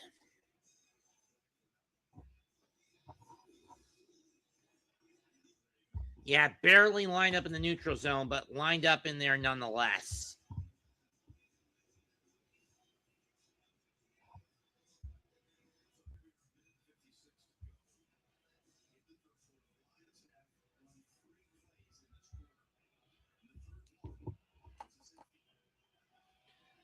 Back to the 8-yard line. First and goal. Minute 56 to go. Oh, yeah. Buffalo won a game I called they were on the road. I forgot about that one. So 3 times. Faking the handoff to Miller. He's back over the 5 and more or less gets it back to the original line. Gain of 4 at most. Third and goal coming up.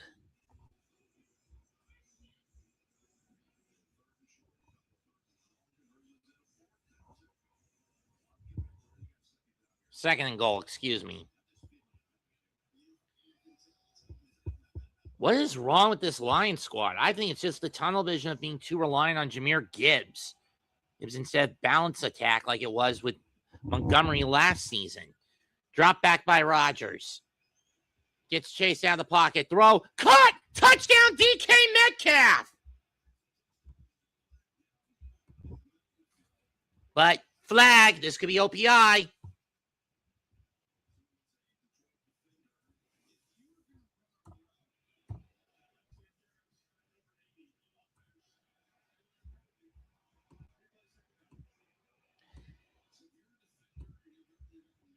That's Darwin. That's Darwin Washington, the guilty party. Running into DJ Reed. And Reed is down. And even Mike Tomlin knew it.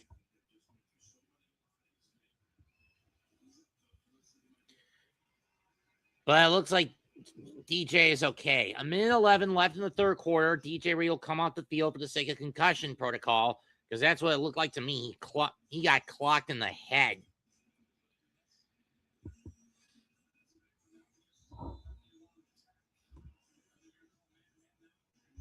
How much time left in the quarter? About 1:11 in the third. 1:11 in the third.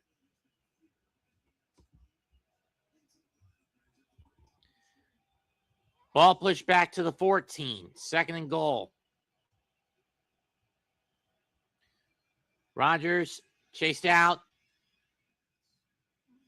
Caught by Gainwell. Gets it to the 7. Third down coming up. Under a minute left in the third. 2-point game in favor of Pittsburgh.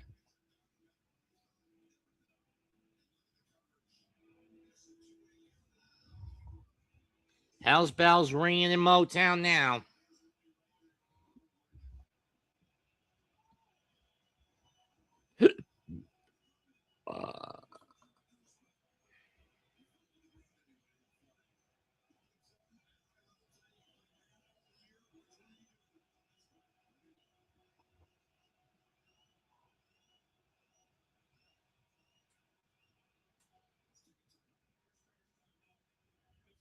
Pittsburgh will burn their first timeout. It's a 30-second one with 23 seconds left in the third quarter.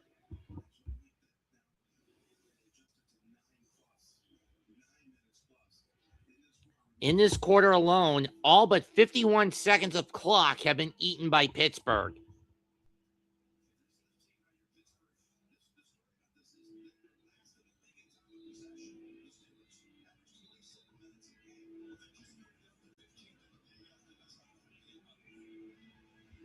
Clock had 3 seconds added back to it. 9 minutes and 14 seconds on a 15-play, 62-yard drive up to this point in time that started on the Pittsburgh 31.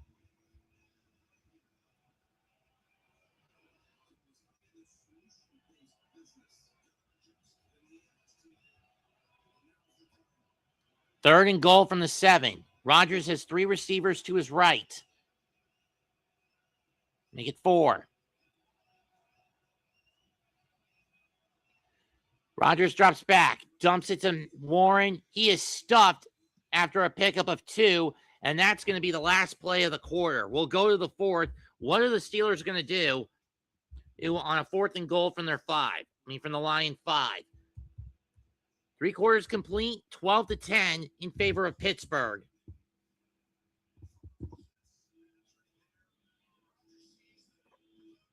Only scoring in this quarter was a safety. Time is running out on the Lions. We go to the home stretch. 12-10, Pittsburgh.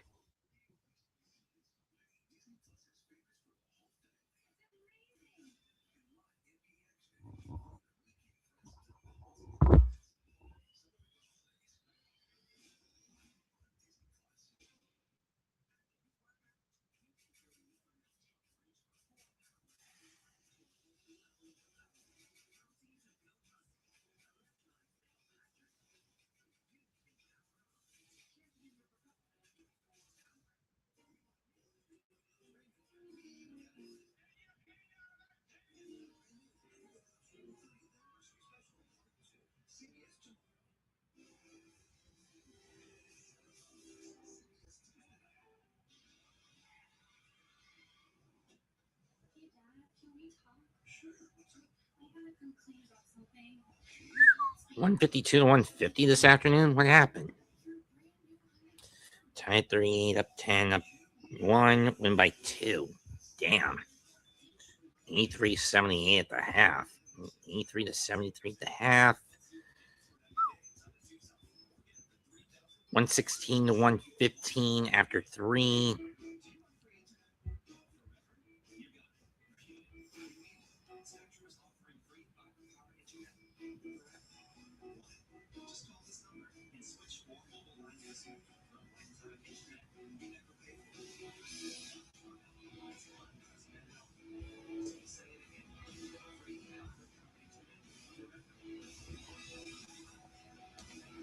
Be surprised if awful coaching blasts both the Bulls and Hawks tonight.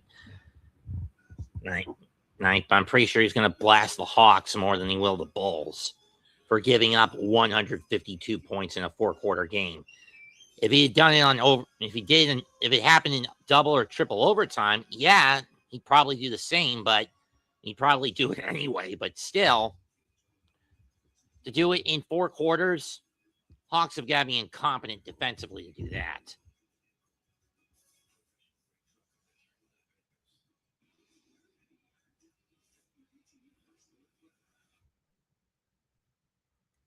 I think the only reason he's not going after the Trailblazers these days is because Chauncey Billups, their head coach, is in the slammer. Anyway, Boswell's going to come on. This will be a 23-yard attempt. Should be a simple chip shot.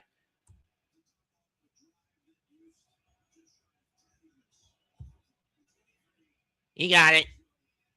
15-10 Steelers.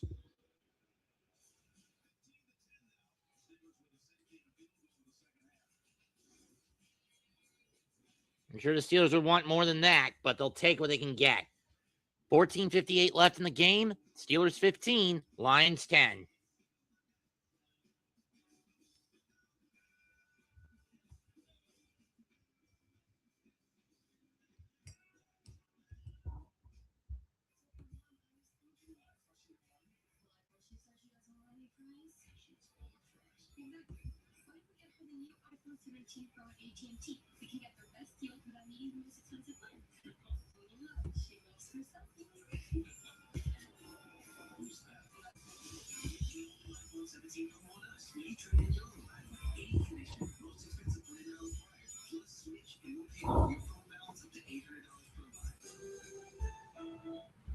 Specialty pizza is just $9.99 when it hits the match.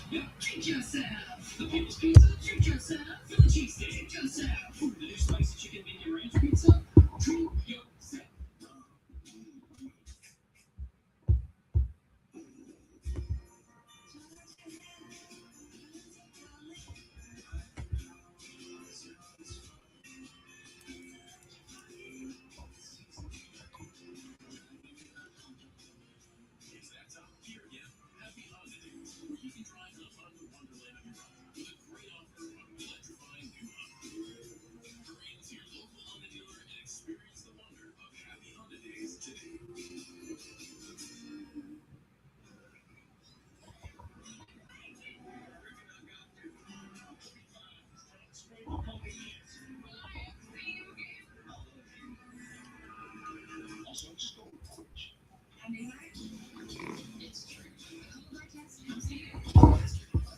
It's a It's a colonoscopy tester, for those wondering what that thing is.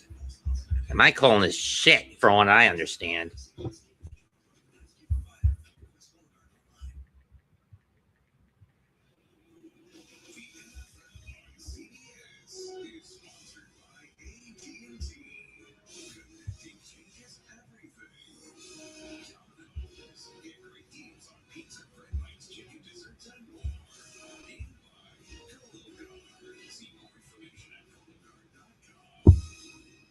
I have a feeling that would be the case.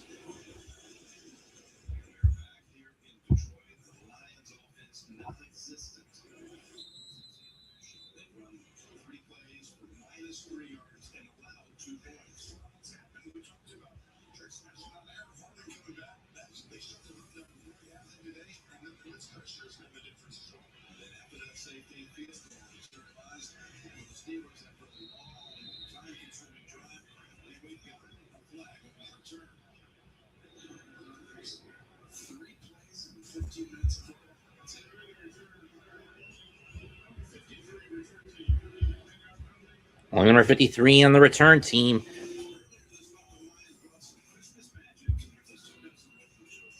Site dead, I'll bet. Yep.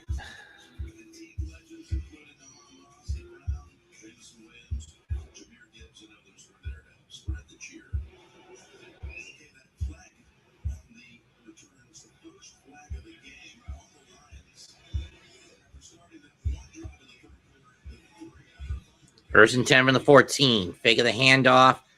Goff Puck collapses, and he's going to have to get rid of it. Nearly picked.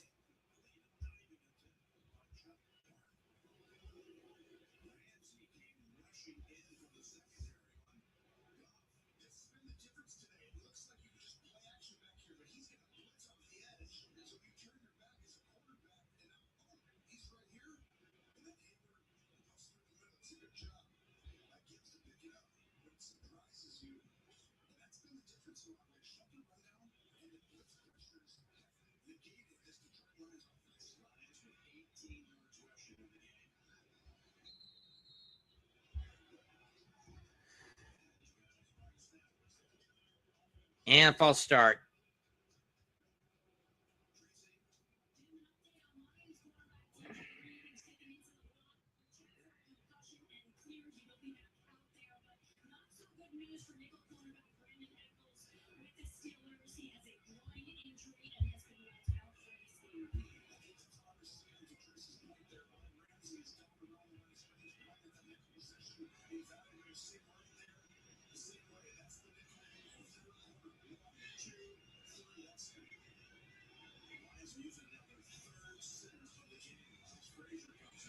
Goff fires. Incomplete. Third down. He was looking for Williamson.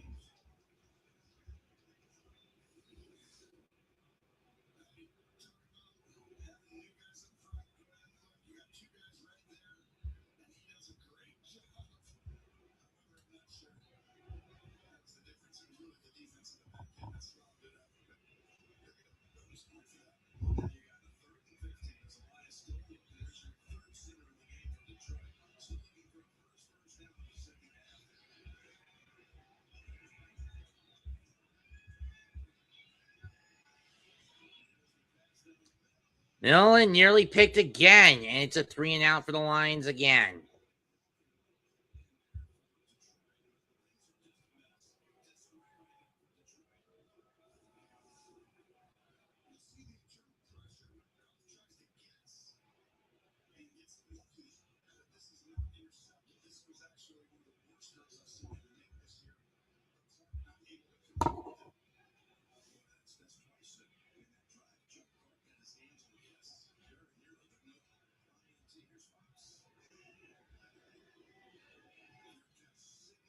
For a catch at the 37.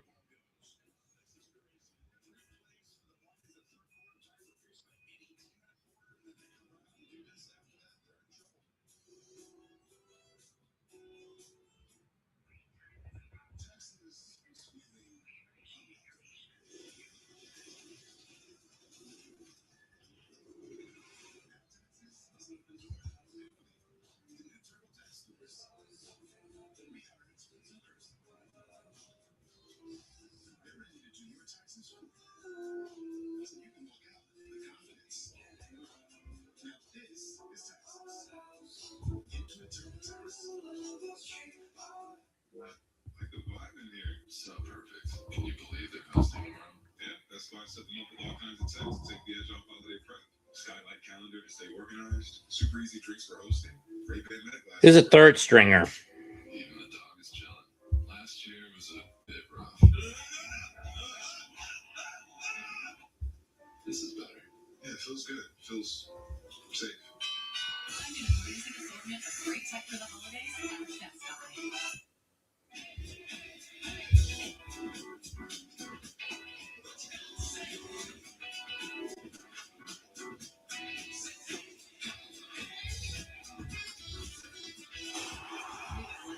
We got now. Confidence isn't given. It's built. One choice, one moment, one step at a time. How you feel is how you feel. It starts with a click. Invisalign.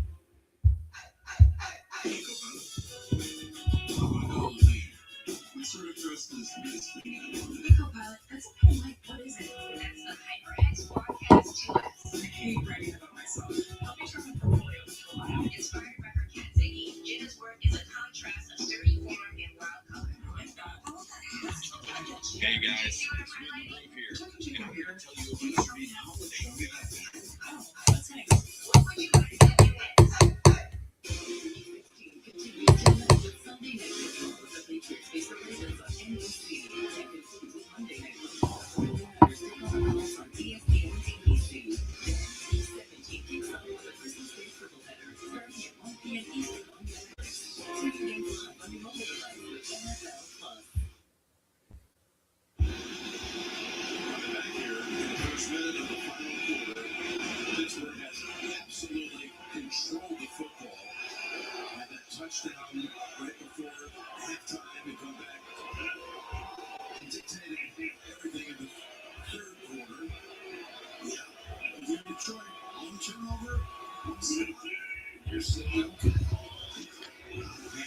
And up to Warren, up the gut. Gain of 5.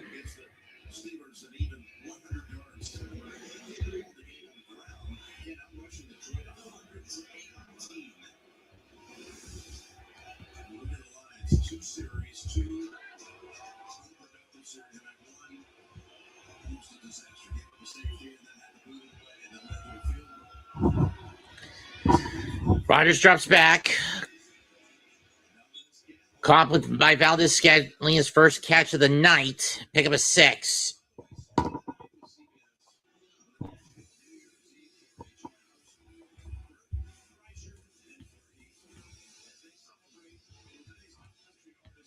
sound of people cheering like it was a concert. From midfield. 8 first downs this half to no first downs in favor of Pittsburgh. And this has been shit if you're a Lions fan. Coming out of the first half like this has been shit. If you ask me, that catch by Gainwell to end the half destroyed any momentum. Catch by Metcalf. And he's going to get 5.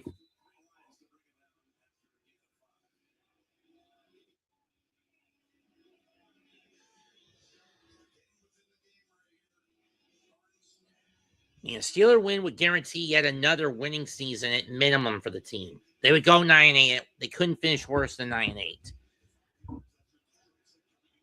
But they still need to get wins over Cleveland and Baltimore just to win the North. I mean, just to win out in the North. Of course, if Baltimore loses tonight to New England, that also is a benefit.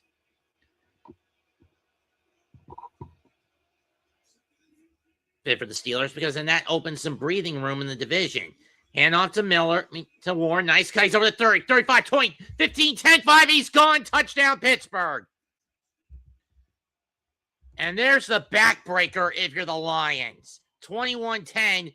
Jalen Warren goes 45 yards for a touchdown.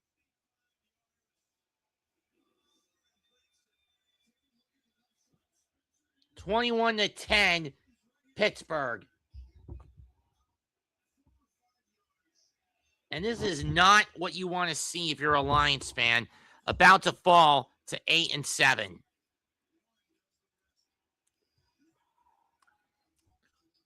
And essentially reduce your chances to get to the postseason.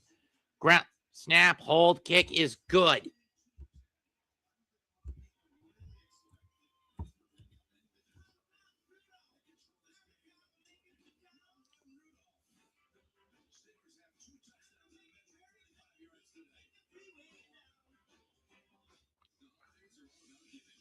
Rodgers is just steamrolling the Lions tonight.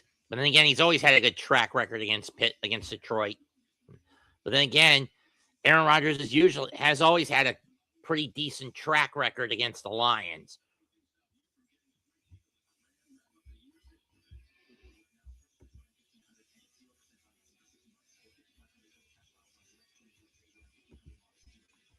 That's now 19 unanswered points scored by Pittsburgh. I wonder if Lou wants to come in. Knowing him, he's not interested.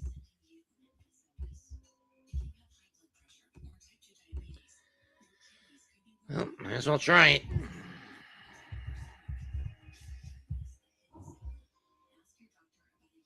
There he is.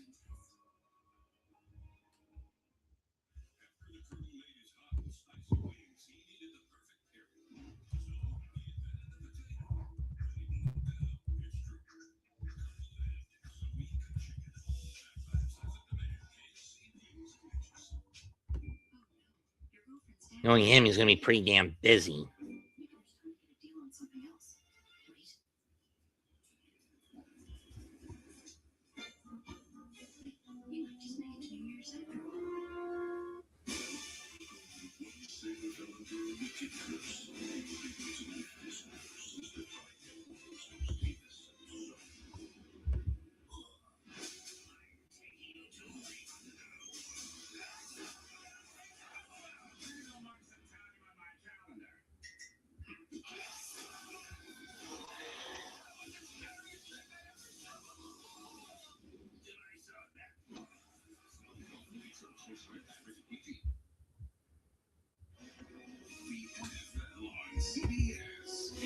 Sponsored by Ram Trucks. Nothing stops Ram. And by Pride. Shopping, streaming, savings. It's on Pride.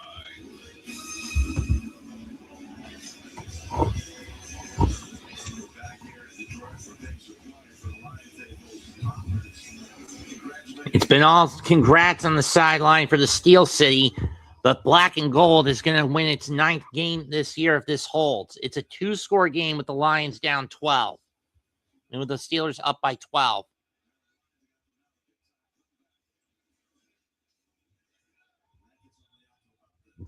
That's only going to get out to about the 26-yard line.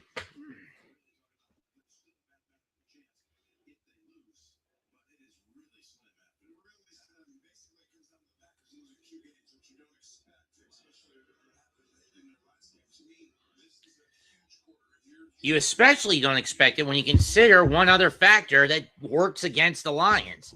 And what's that factor? Simple. Detroit lost both games to the Packers.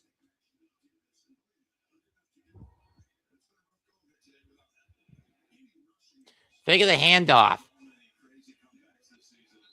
That's incomplete. Gibbs wasn't even paying attention. I mean, at this point, Pittsburgh is trying to force Goff to beat them with his arm, and the evidence shows he just can't fucking do it. Pittsburgh's defense has been swallowing Detroit's offense.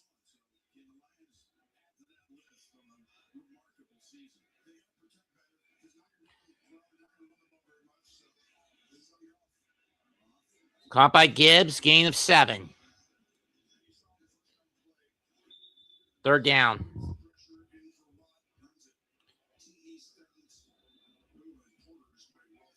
And Joey Porter Jr. is down. It'll be a groin issue. Today, the Lions have been heavily tamed. Amon-Ra St. Brown, 3 catches for 30 yards. Jahmyr Gibbs, 6 carries for 5 yards. Jameson Williams, 6 catches for 33 yards. And it's Isaac Tesla that's been the reliable target for Goff. Tesla that's been the reliable target for Goff, which is ironic considering he's a tight end and you don't get him all that much. And he's only in because Sam Laporta is out with an injury.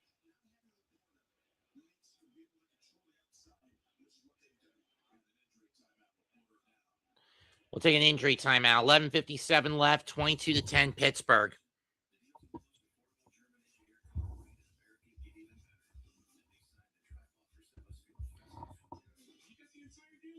In other games with 4:25 left, it is now 34-20 Jacksonville. Looking to end an 11-game winning streak of the Broncos. The Cardinals trail 26-16 of the Falcons with 6:11 left. With 7:41 left, the Strouds now lead 22-14 over the Raiders, but they're not going to gain any ground on the Jaguars tonight. But they will further shut the door. But with this win, they essentially close the door on any hope. And when you consider the injuries that are plaguing the Colts, this essentially shuts the Colts out of playoff contention. A win for the Texans tonight essentially slams the door on Indianapolis, regardless of how things play out tomorrow for the Colts against San Francisco. Texans win, Colts lose, Colts are out. And the Colts lose to the 49ers tomorrow, Colts are out. I've done the math, folks.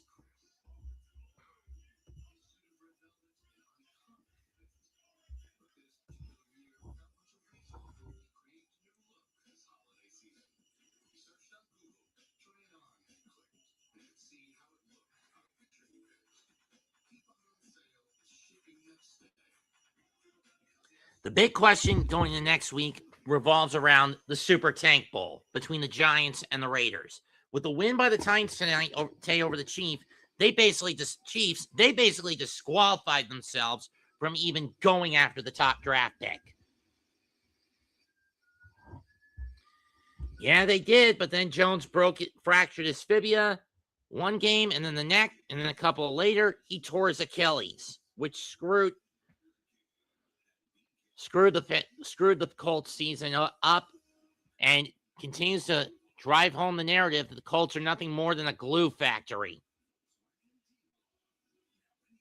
Especially if they had to bring Phillip Rivers back. I mean, back out of retirement.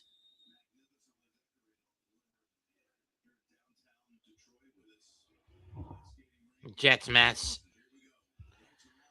They're in 4 from the 32. They got to get to the 36. Man-to-man coverage defensively. 3 receivers to Goff's left.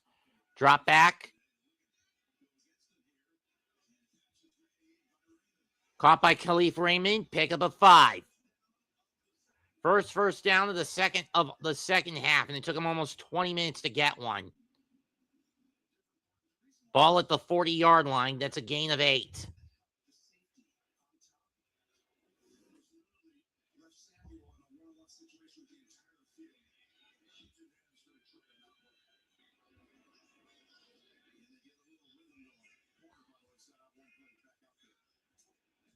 Caught by Tesla, and he'll get 7 based on forward momentum.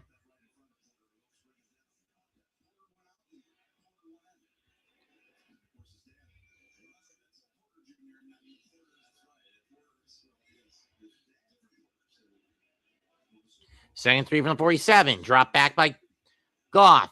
Pressure coming. Caught by Zylstra for a first down. Gain of another gain of 6. Gets out of bounds. 10:34 to go. Clock continuing to run on the Lions. Each team down to 2 timeouts plus the warning.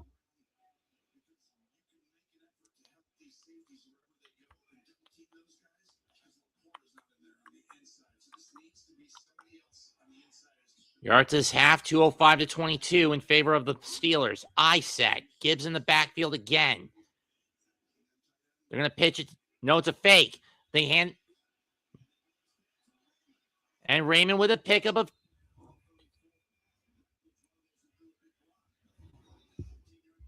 14.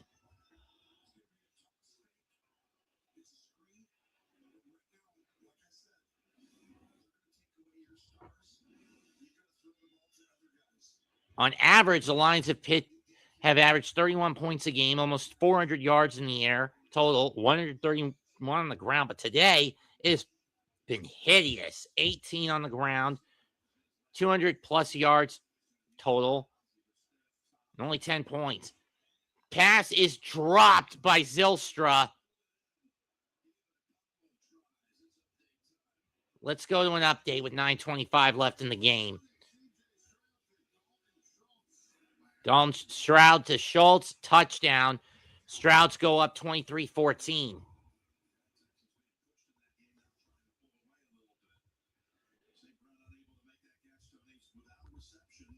Remember, Jaguars get in with a win and a Texans loss. Lions are out with a loss here. Steelers get in with a win and a Ravens loss.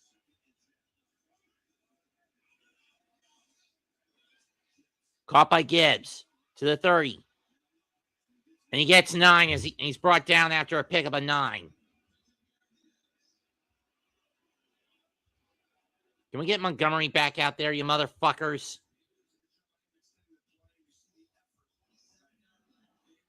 Pickup of 8, 3rd and 2. Ball on the 22 of the Steelers.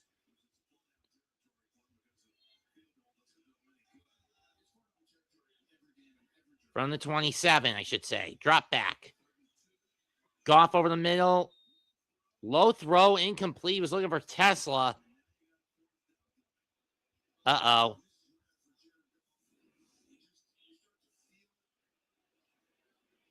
Yeah, that was way too low to the ground. Not even close.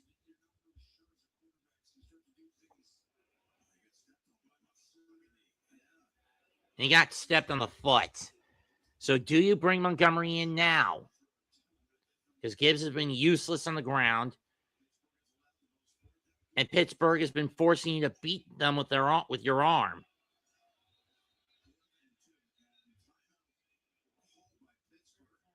Pittsburgh burns their second timeout with 8:44 left. I don't know what the hell Tomlin's up to with this. I don't know what Mike Tomlin's up to with this with 8:45 to go in the game, and you're up 12.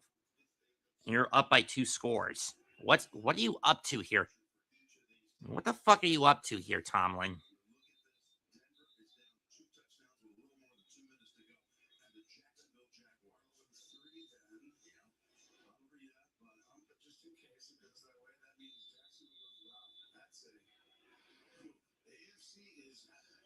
The AFC is starting to get cluttered at 11-4, 10-5, 11-4, 11-4, 9-6, 12-3. At this point, we can knock the Colts, the Ravens, and the Colts and the Ravens out of the equation in the AFC at this point. 4th and 2. Goff drops back. Goes over the middle. Caught. Touchdown Lions. They're still alive. Khalif Raymond.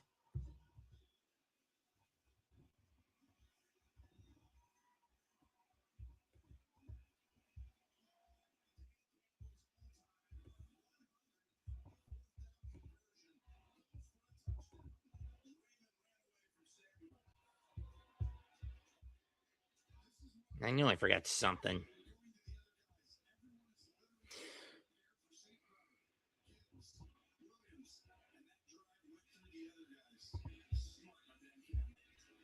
Bates on for the PAT. The snap, the hold, the kick is good. It is now a 5-point game again. 22-17 Pittsburgh.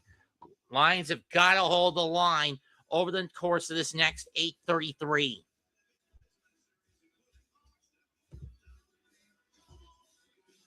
Over this last 8:39. Steelers 22, Lions 17.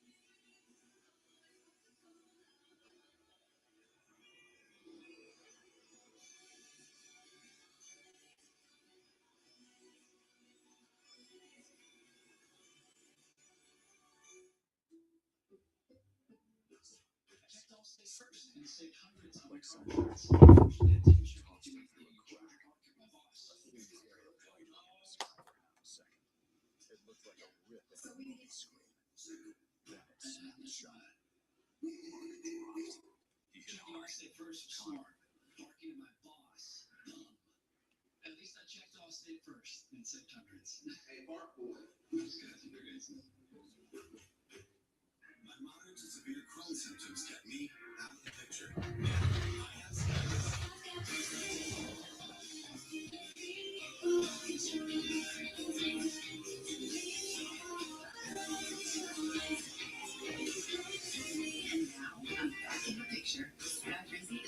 IL-23 inhibitor proven to help achieve remission, meaning fewer symptoms in just 4 weeks for some people.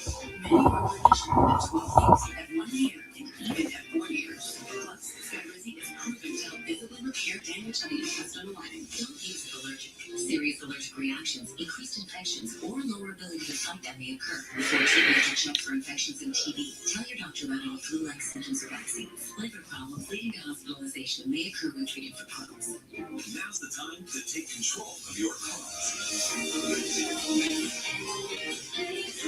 Ask your doctor about Skyrizi, the #1 prescribed biologic in Crohn's disease. What are you doing this weekend?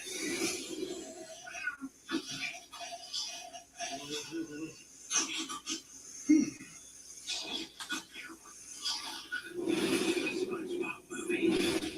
So, how does this end? Now playing. Rated PG. These amazing shots. Today's game provided by Nationwide. The Lions getting back into this one, trying to keep that ultimate wins and losses streak. The streak is just crazy. Won 15 consecutive games after a loss. Goes back several years. Kick is away, touchback. Next week, Super Tank Bowl is the main game on CBS. But for regional coverage, most will get Steelers, Browns, or Seahawks, Panthers, or Saints, Titans. I'm probably getting Saints. I'm obviously getting Seahawks and Panthers. Super Tank Bowls of no significance. The game of the week for me next week is going to be Philadelphia against Buffalo if I choose not to do Seattle against Carolina. Or if I can convince the boys to join me on it. And join me on that call. 1st and 10 from the 35-yard line. Line for Pittsburgh. 8:39 left. They got to chew up clock as much as possible. Handoff is to Gainwell. He goes to the outside. He's over the 35, across the 40. Gets to the 45, down to 46 for a gain of 11. And another Pittsburgh and a Steeler first down.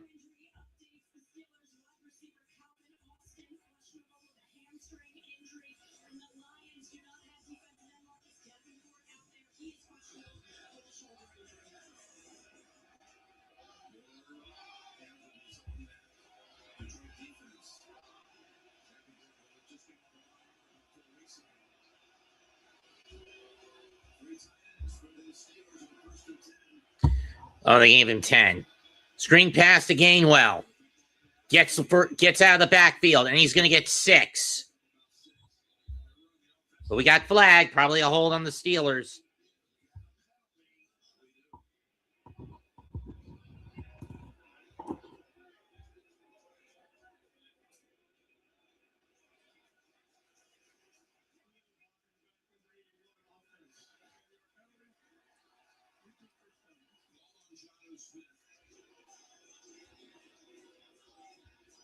Illegal block.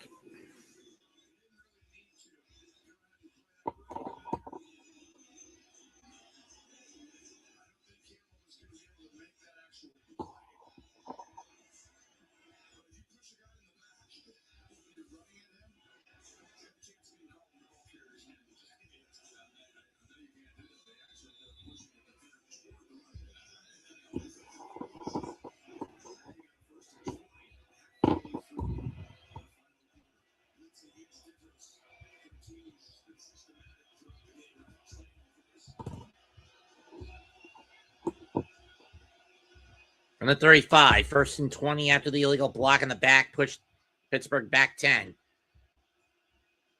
Rodgers fires. Caught by Metcalf, pick up a 21 and a first down.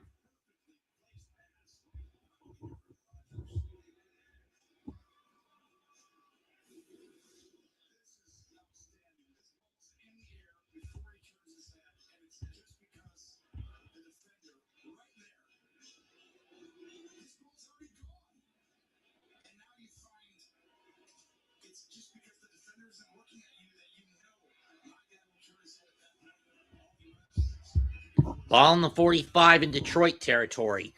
23-6 of 39 for 253 and a touchdown today for Mr. Rodgers. Going to hand off to Warren. And the Rabbit gets to the 40, 45, 30, 35, 30, 25, 20, down the left sideline. And he's gone again. Touchdown, Pittsburgh.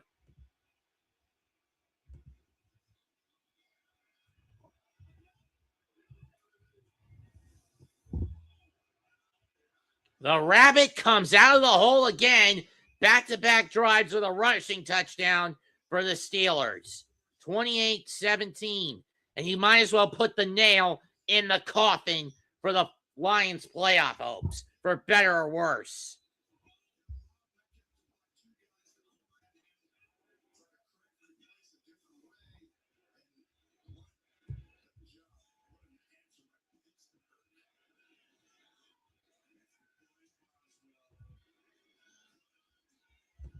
It's good. 6:41 to go. 29-17 Pittsburgh.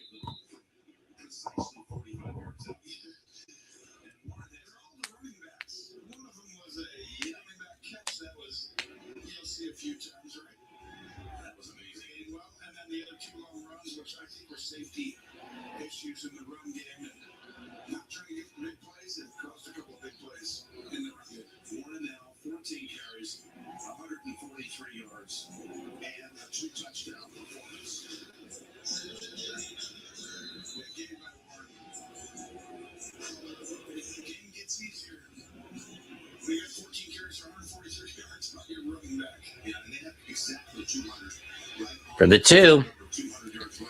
25, 32-yard line.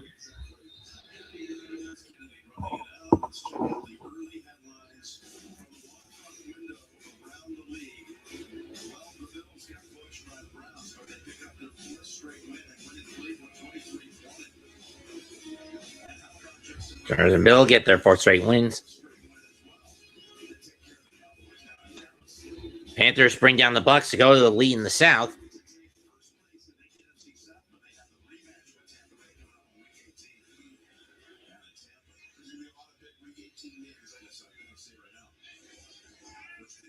From the 32, we got flag. Gain of 8. But let's see what the flag is. Caught by St. Brown.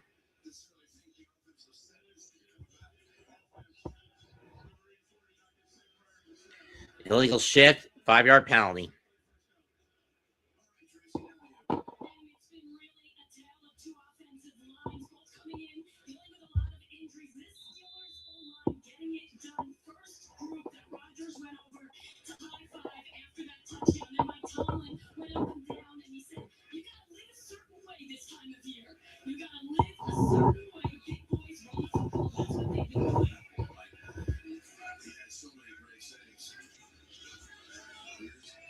Caught by Gibbs, goes to 30, trips up.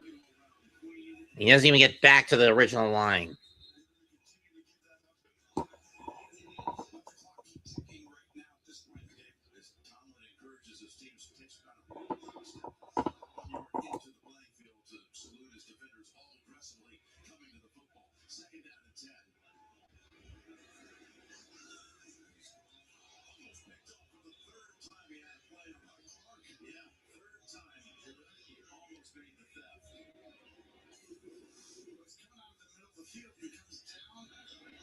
Incomplete, 3rd down.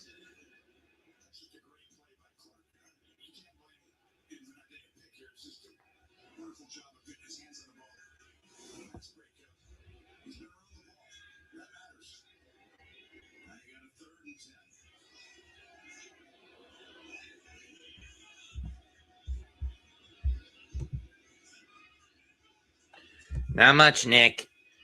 Throw caught by Williamson in Pittsburgh territory. Forward momentum will have him at the 47. Gain of 23.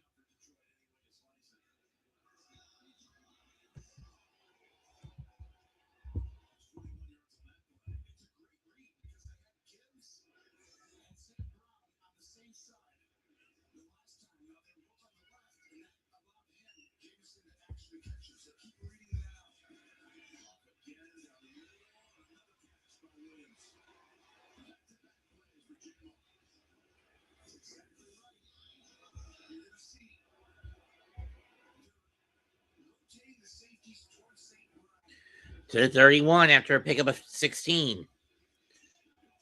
Over the middle to Gibbs, pickup of 4.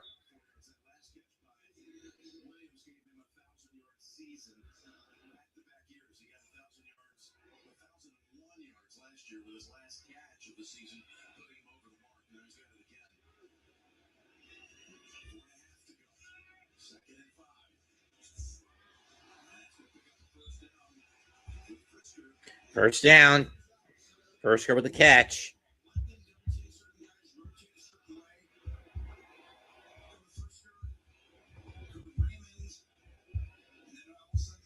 .432 left. Clock continuing to tick on the Lions.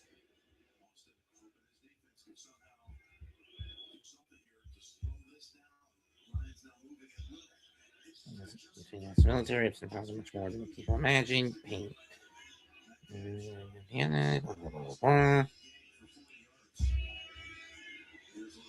Lob pass over to Gibbs. He's got the 15 to the 10, 5, and down at the 3-yard line.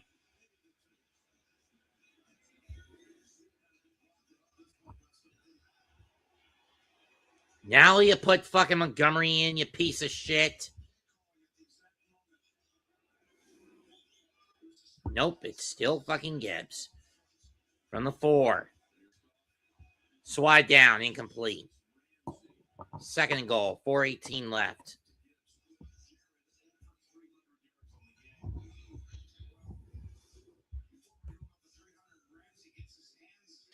He was looking for St. Brown.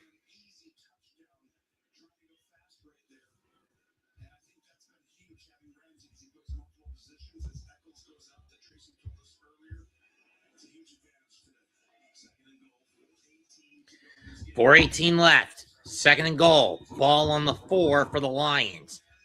Gibbs again in the backfield. Put Montgomery in, Campbell, you self-negligent bastard. You negligent bastard. Drop back by Goff. Throw over. Swatted down. Y.A. Black almost picked it off. Third down. For the love of fuck, put David Montgomery in, you piece of shit. Note to self. Kill and massacre. Or Dan Campbell for how he's basically putting too much focus on Gibbs in the ground attack. Not that there's much of a ground attack tonight for the Lions, but the point still applies. Third and goal from the 4. Gonna throw to Gibbs. Got the lane. Touchdown, Lions.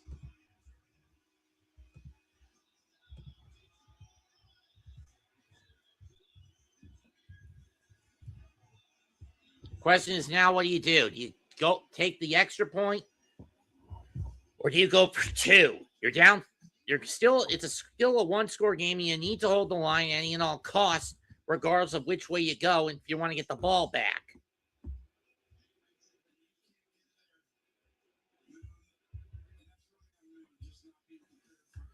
We're going to go to Bates.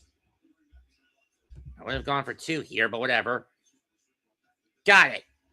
29-24.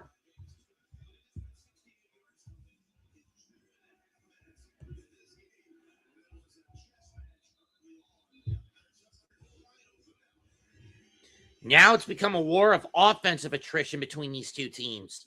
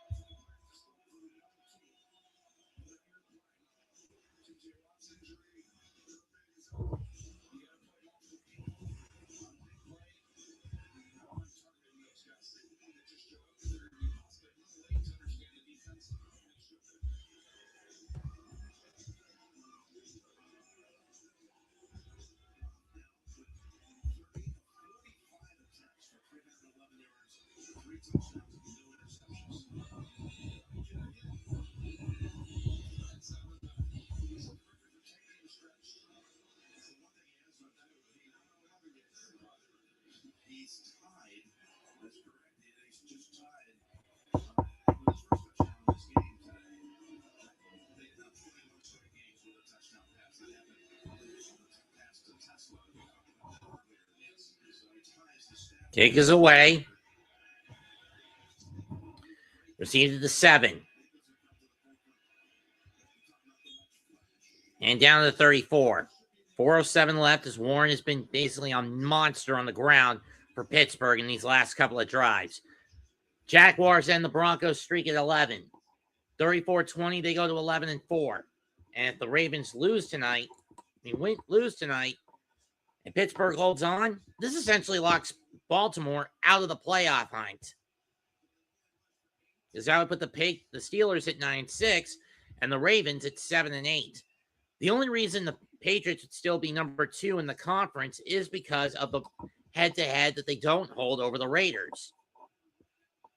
One of 3 blemishes against them this year. From the 34, Warren in the backfield.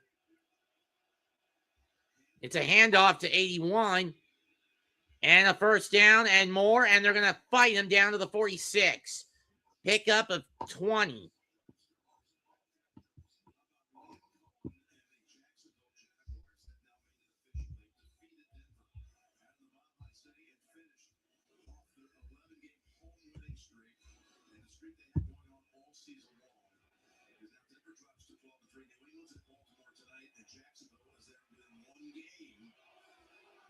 Record in the AFC.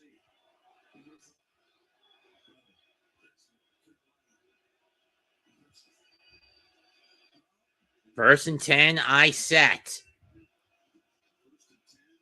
They fake the handoff. Rodgers going to go over the middle. Go over to the side. Caught by Washington. He continues to fight for a first down. He's going to get 13 out of that one. He's going to get 12 or 13, but he's pushed out of bounds as a trade-off with 3:12 to go.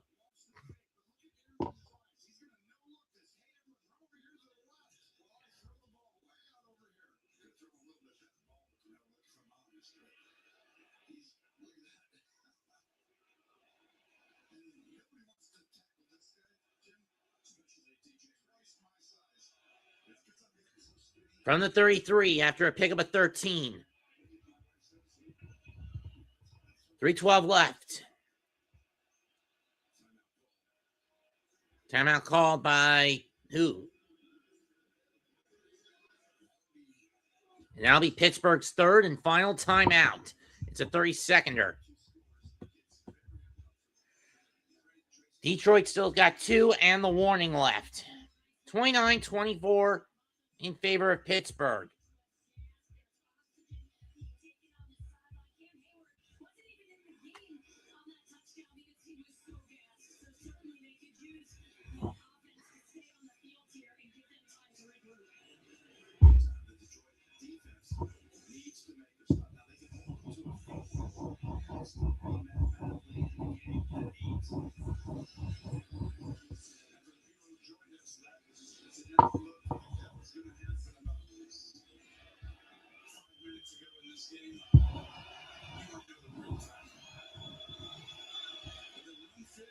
From the 33, Warren in the backfield again.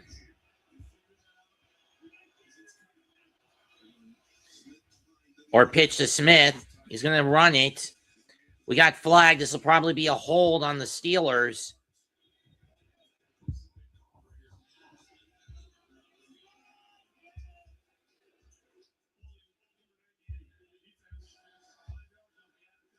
No, it's a defensive hold.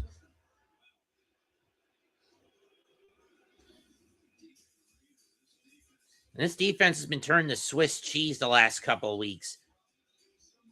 Right there. And today. Especially with the ground game basically cutting holes in them. Beautiful cuts by Warren, by the way, on the last couple of drives.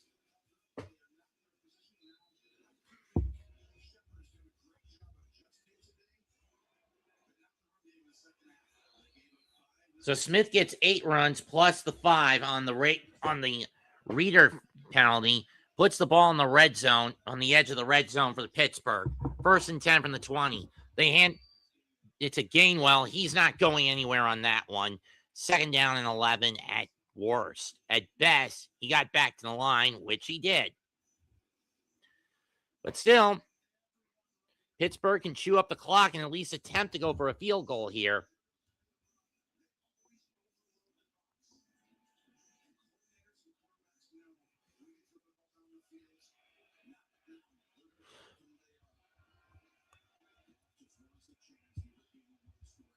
$321 yards by Pittsburgh in this second half to around 100 or so for the Steel, 150 or so for the Lions. Second and 11 from the 21. Last play before the warning. Handoff to Gainwell. He'll get 3. Lions will burn their second timeout. 2:15 to go.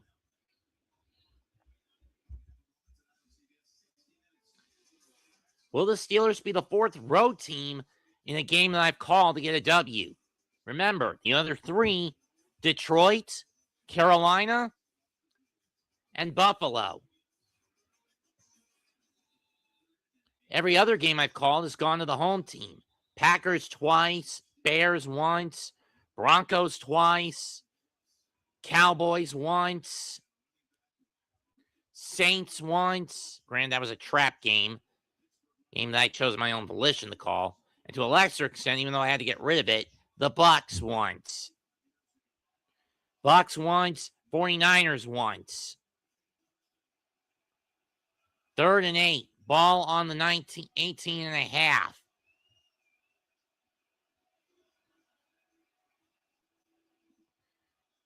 Rodgers drops back.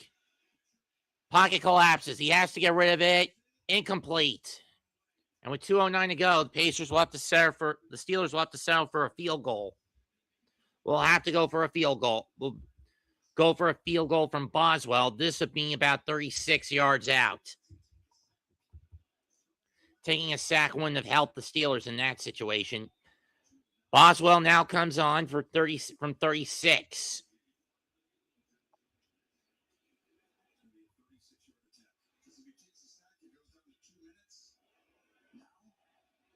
Now, this is still a game where the Lions could tie it up, but it's going to be tricky.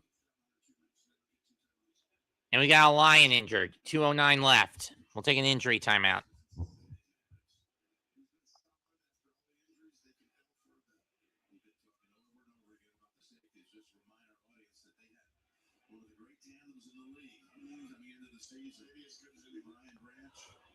Well, that's bullshit.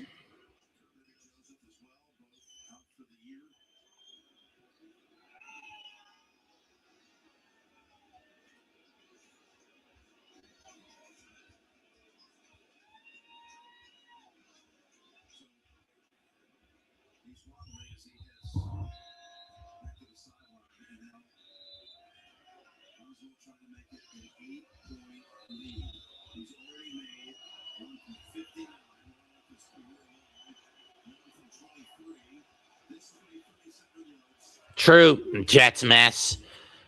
From 36, Boswell's kick is no good.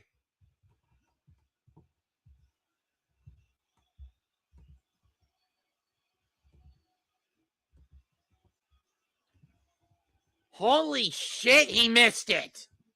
That was a gimme 36-yarder, and instead of having to force for a 2-point conversion, you open the... Oh, it doinked. It doinked. No, it missed wide right, just barely.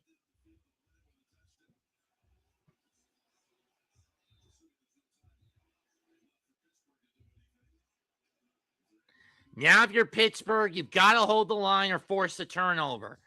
The ball will be on the 26 of the Lions with 2:05 to go on the clock.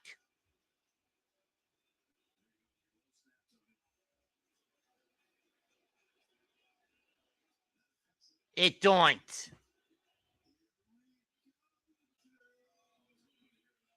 It doinked wide right. Hand off to Gibbs, trying to find a running lane. He's not going to get it. He loses 3. And we go to the warning with $1:58 to go. 2nd and 13. Lions need 77 yards.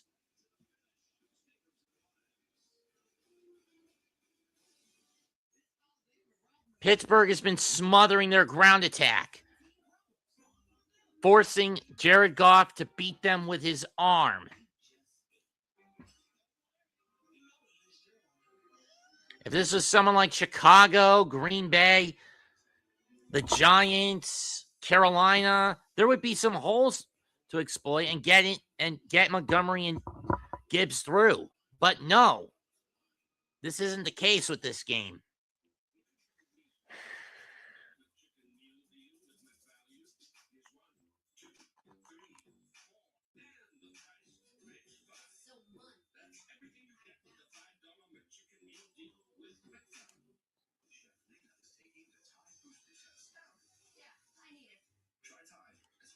The other stuff can't match Tide Boosted Clean. Test pass. Smells like clean. It's cleaner, whiter, brighter, and fresher. It's got to be Tide. Boosted. Here we have venomous perpetuous, also known as the creature of habit. No choice to maintain its physique, diet, and exercise are no match for its genetics. But what's this?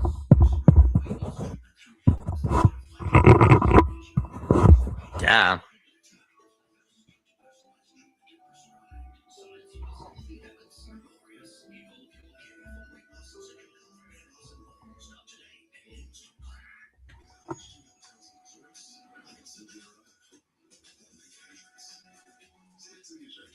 Duh.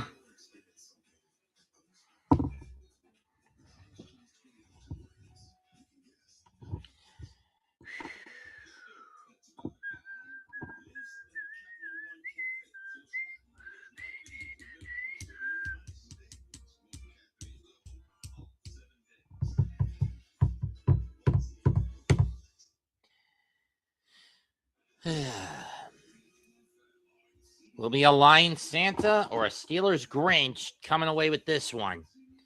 The ball is on the 24 of the Steelers. It was a 3-yard loss. Where the fuck is Knuckles is what Lions fans are asking. Why is Campbell being a pussy and not putting Montgomery out there and is constantly spamming Gibbs when the run game's not working with either of them, but less so with Gibbs over Montgomery? Drop back. Goff goes over the middle. Incomplete. 3rd down. Last chance now for the penultimate chance for the Lions. He was looking for Zylstra. 3rd and 13. This is 4-down territory no matter how you cut it for the Lions, whether they make a completion, get a gain or not on this next play. Minute 54. They need to get to the 37 to the 37 at minimum. Into their own 37 at minimum. Goff drops back out of the gun, goes over the middle, caught. Zylstra will get 10, but he's 2 yards short. Question is now, what do you do here? You got to go for it no matter what if you're the Lions. But do you run it? But that has been proven to be that tactic has been dog shit all day. Lions will burn their final timeout with 99 seconds left.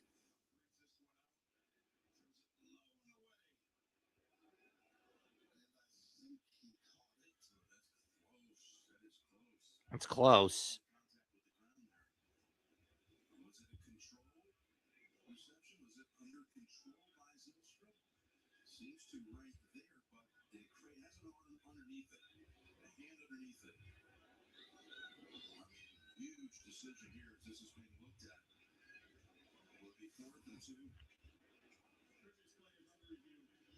Okay, they're putting this under review. Of course, even if this gets overturned, you still got to go for it if you're the Lions.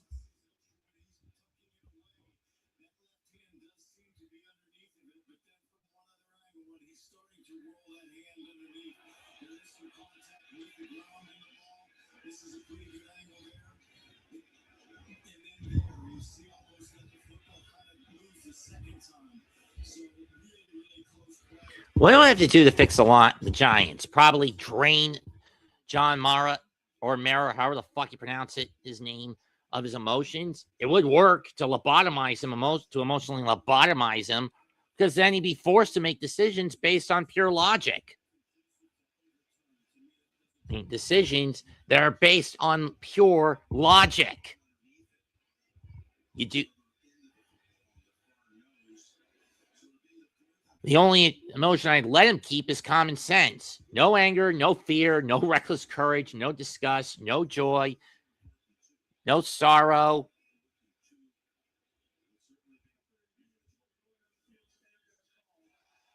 Okay, it'll stand as a catch. But again, even if this got overturned, the Lions were going to go for this anyway. In any case, 4th and 2 from the 35, from the line 35.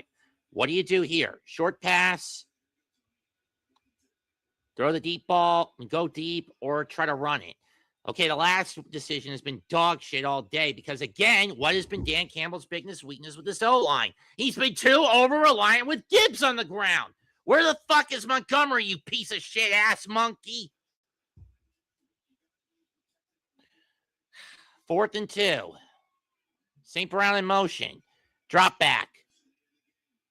Goes over the middle. Tipped. Incomplete. No. We get a flag. We get a flag.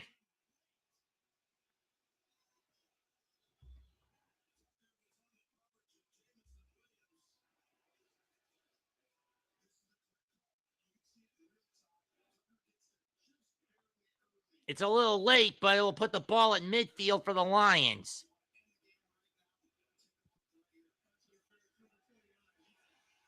Joey Porter Jr., the guilty party, was looking for Williamson, and that's going to put the ball at midfield and give the Lions a shot. Flag.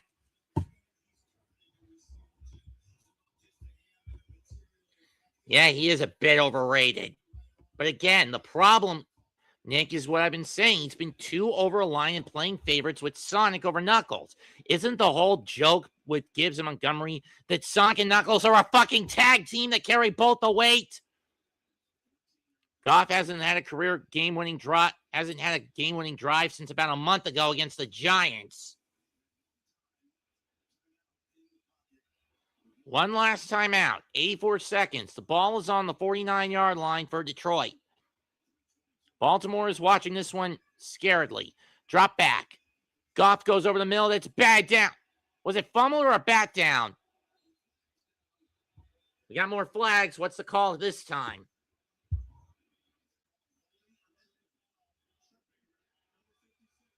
A trip call?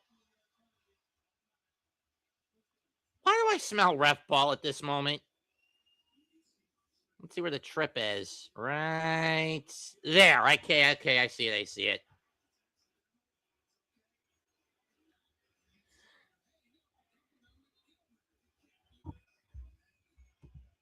Okay, I see it right there. Goff doesn't see the foot of 56.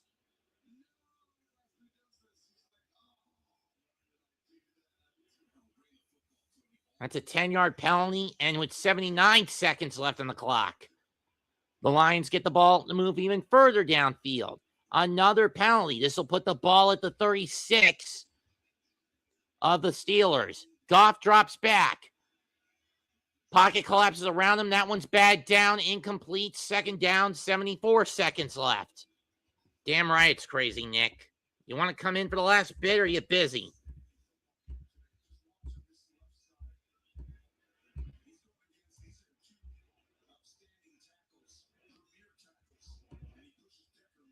Want to come in, Nick? The link's right there. There's not much time left on it, though, so kind of a moot point to bring you in. So the point of bringing you in would be kind of moot. Second and 10 from the 36-yard line of the empty set in Pittsburgh territory. It's a screen. St. Brown over the 30, 35, 20, 30, 25, 20, 15. Brought down at the 11-yard line. Down to the 10-yard line with a minute to go.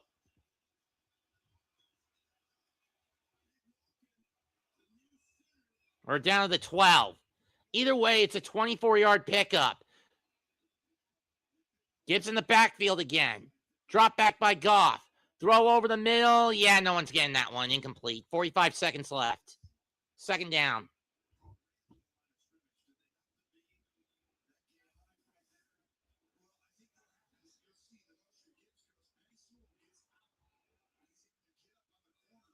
Five, 30, 25, 20, 15, down to the 12. At minimum, Lions got to get that ball to the 2 just to keep this drive going. Are they going to do it? Are they going to do it? They've gone 61 yards in the minute at 24. Sling it to Tesla. First down at the 1. 37 seconds left. One last play. Do you use the timeout here? No, you don't. Clock winding down. 27 seconds. Goff gets it off. Fires. Caught! Touchdown on Monroe St. Brown with 22 seconds left.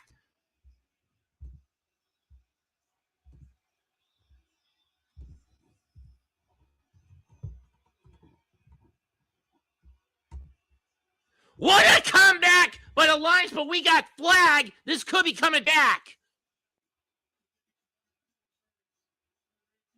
And it is OPI. Tough break for the Lions.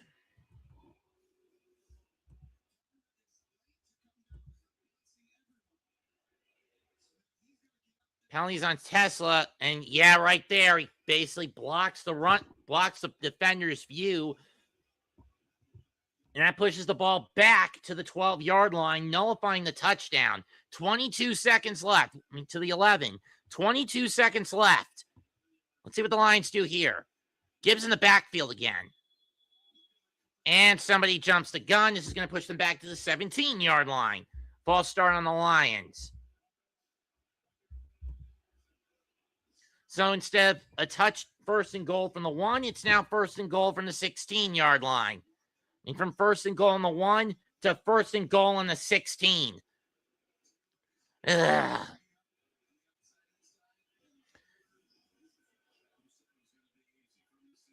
From the gun again. Goff, 3-step drop, goes over the middle. Caught by Gibbs, but he's already down by contact. And quickly, the Lions are going to have to either spike it or get a first down or call the timeout. And they call the timeout with 13 to go, and it looks like we got a Lion down. Nope, they'll burn their last timeout with 13 ticks left. It was a gain of 6 on that catch. It was a gain of 8. When under Tomlin, when leading by 12 or not more going into the fourth quarter, in the final, when leading by 12 or more in the fourth quarter, the Steelers are not beaten. They're 103-0-1. No, I did not say undefeated. I said unbeaten. That draw, I believe in the 21 season against this very Lions squad is a blemish. Then again, I don't know which game it was, but I would think it would be that game in 2021 against the Lions. In that game against this team back in 21. In any case, ball at the 9. After a pick up a 7 clock, reset to 16 seconds. Goff drops back, looks. Over the middle, incomplete. 3rd and goal, 11 seconds left. This is going to come down to the wire, folks.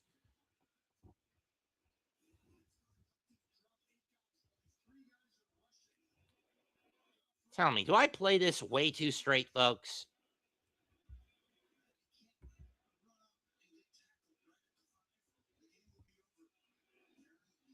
Can't blame them. 3rd and goal from the 9. 11 seconds left. Lions down 5. They need to get into the end zone and fast. Empty set. Goff drops back. Goes over the middle again. Did Tesla catch it? No, he did not. We're going to have a 4th down with 6 seconds left. This will be the last play of the game.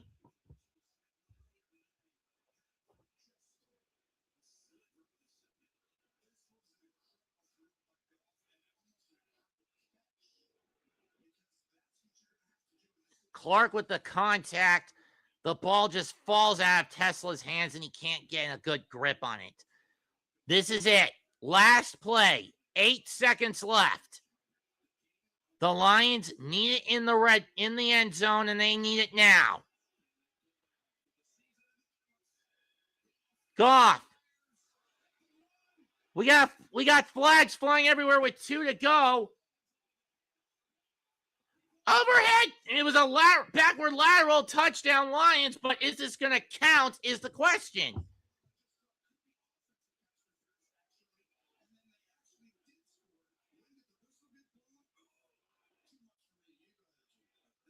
I'm confused here, folks. What's the call?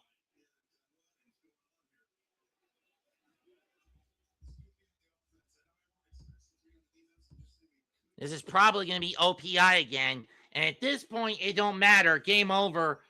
There's no time left on the clock. The Steelers are going to win this one if it is offensive pass interference. If it's defensive, we get one more play. Let's see what the call is.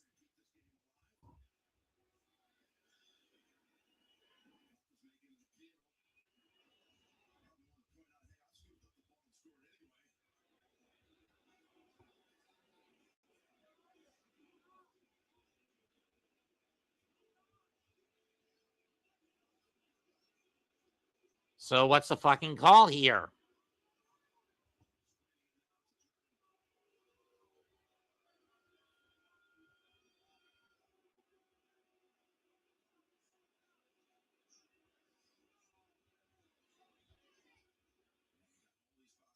Can someone explain what the fuck the call is already?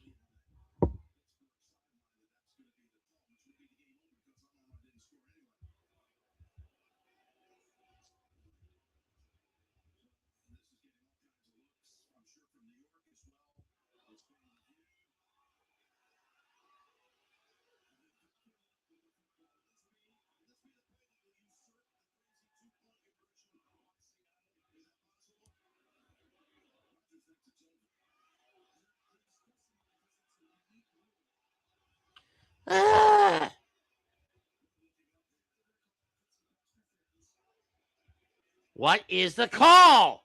What is it? Here we go.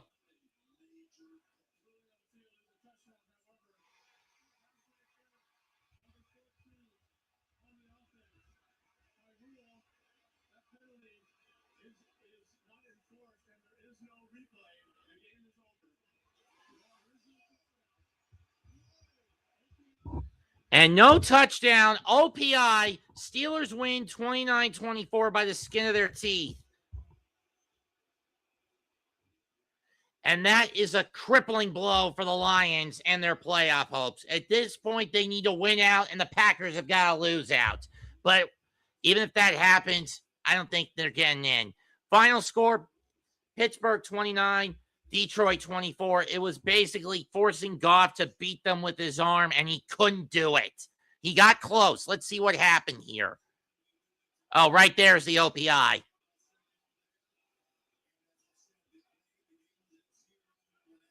The bullshit is real. Steeler bullshit survives to fight another day. Maybe this year is the year Steeler going Super Bowl. Or at the very least, they're going to host the home game.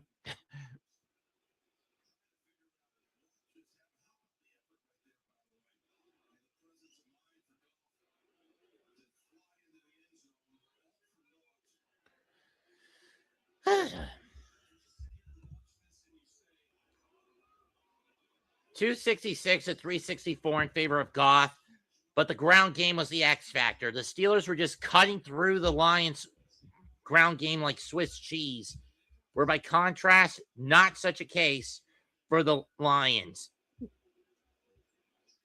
230 to 15 on the ground was the X factor, or to this one, and the Lions giving up almost 500 total scrimmage yards tonight. That's it for tonight's game. I'm Mets2128. Comment, like, and subscribe to myself and the other content creators on the Aboriginal and Hardcore Sports Networks. Goodbye and good fucking night. Bang. I'm done. This game took a lot out of me. See you.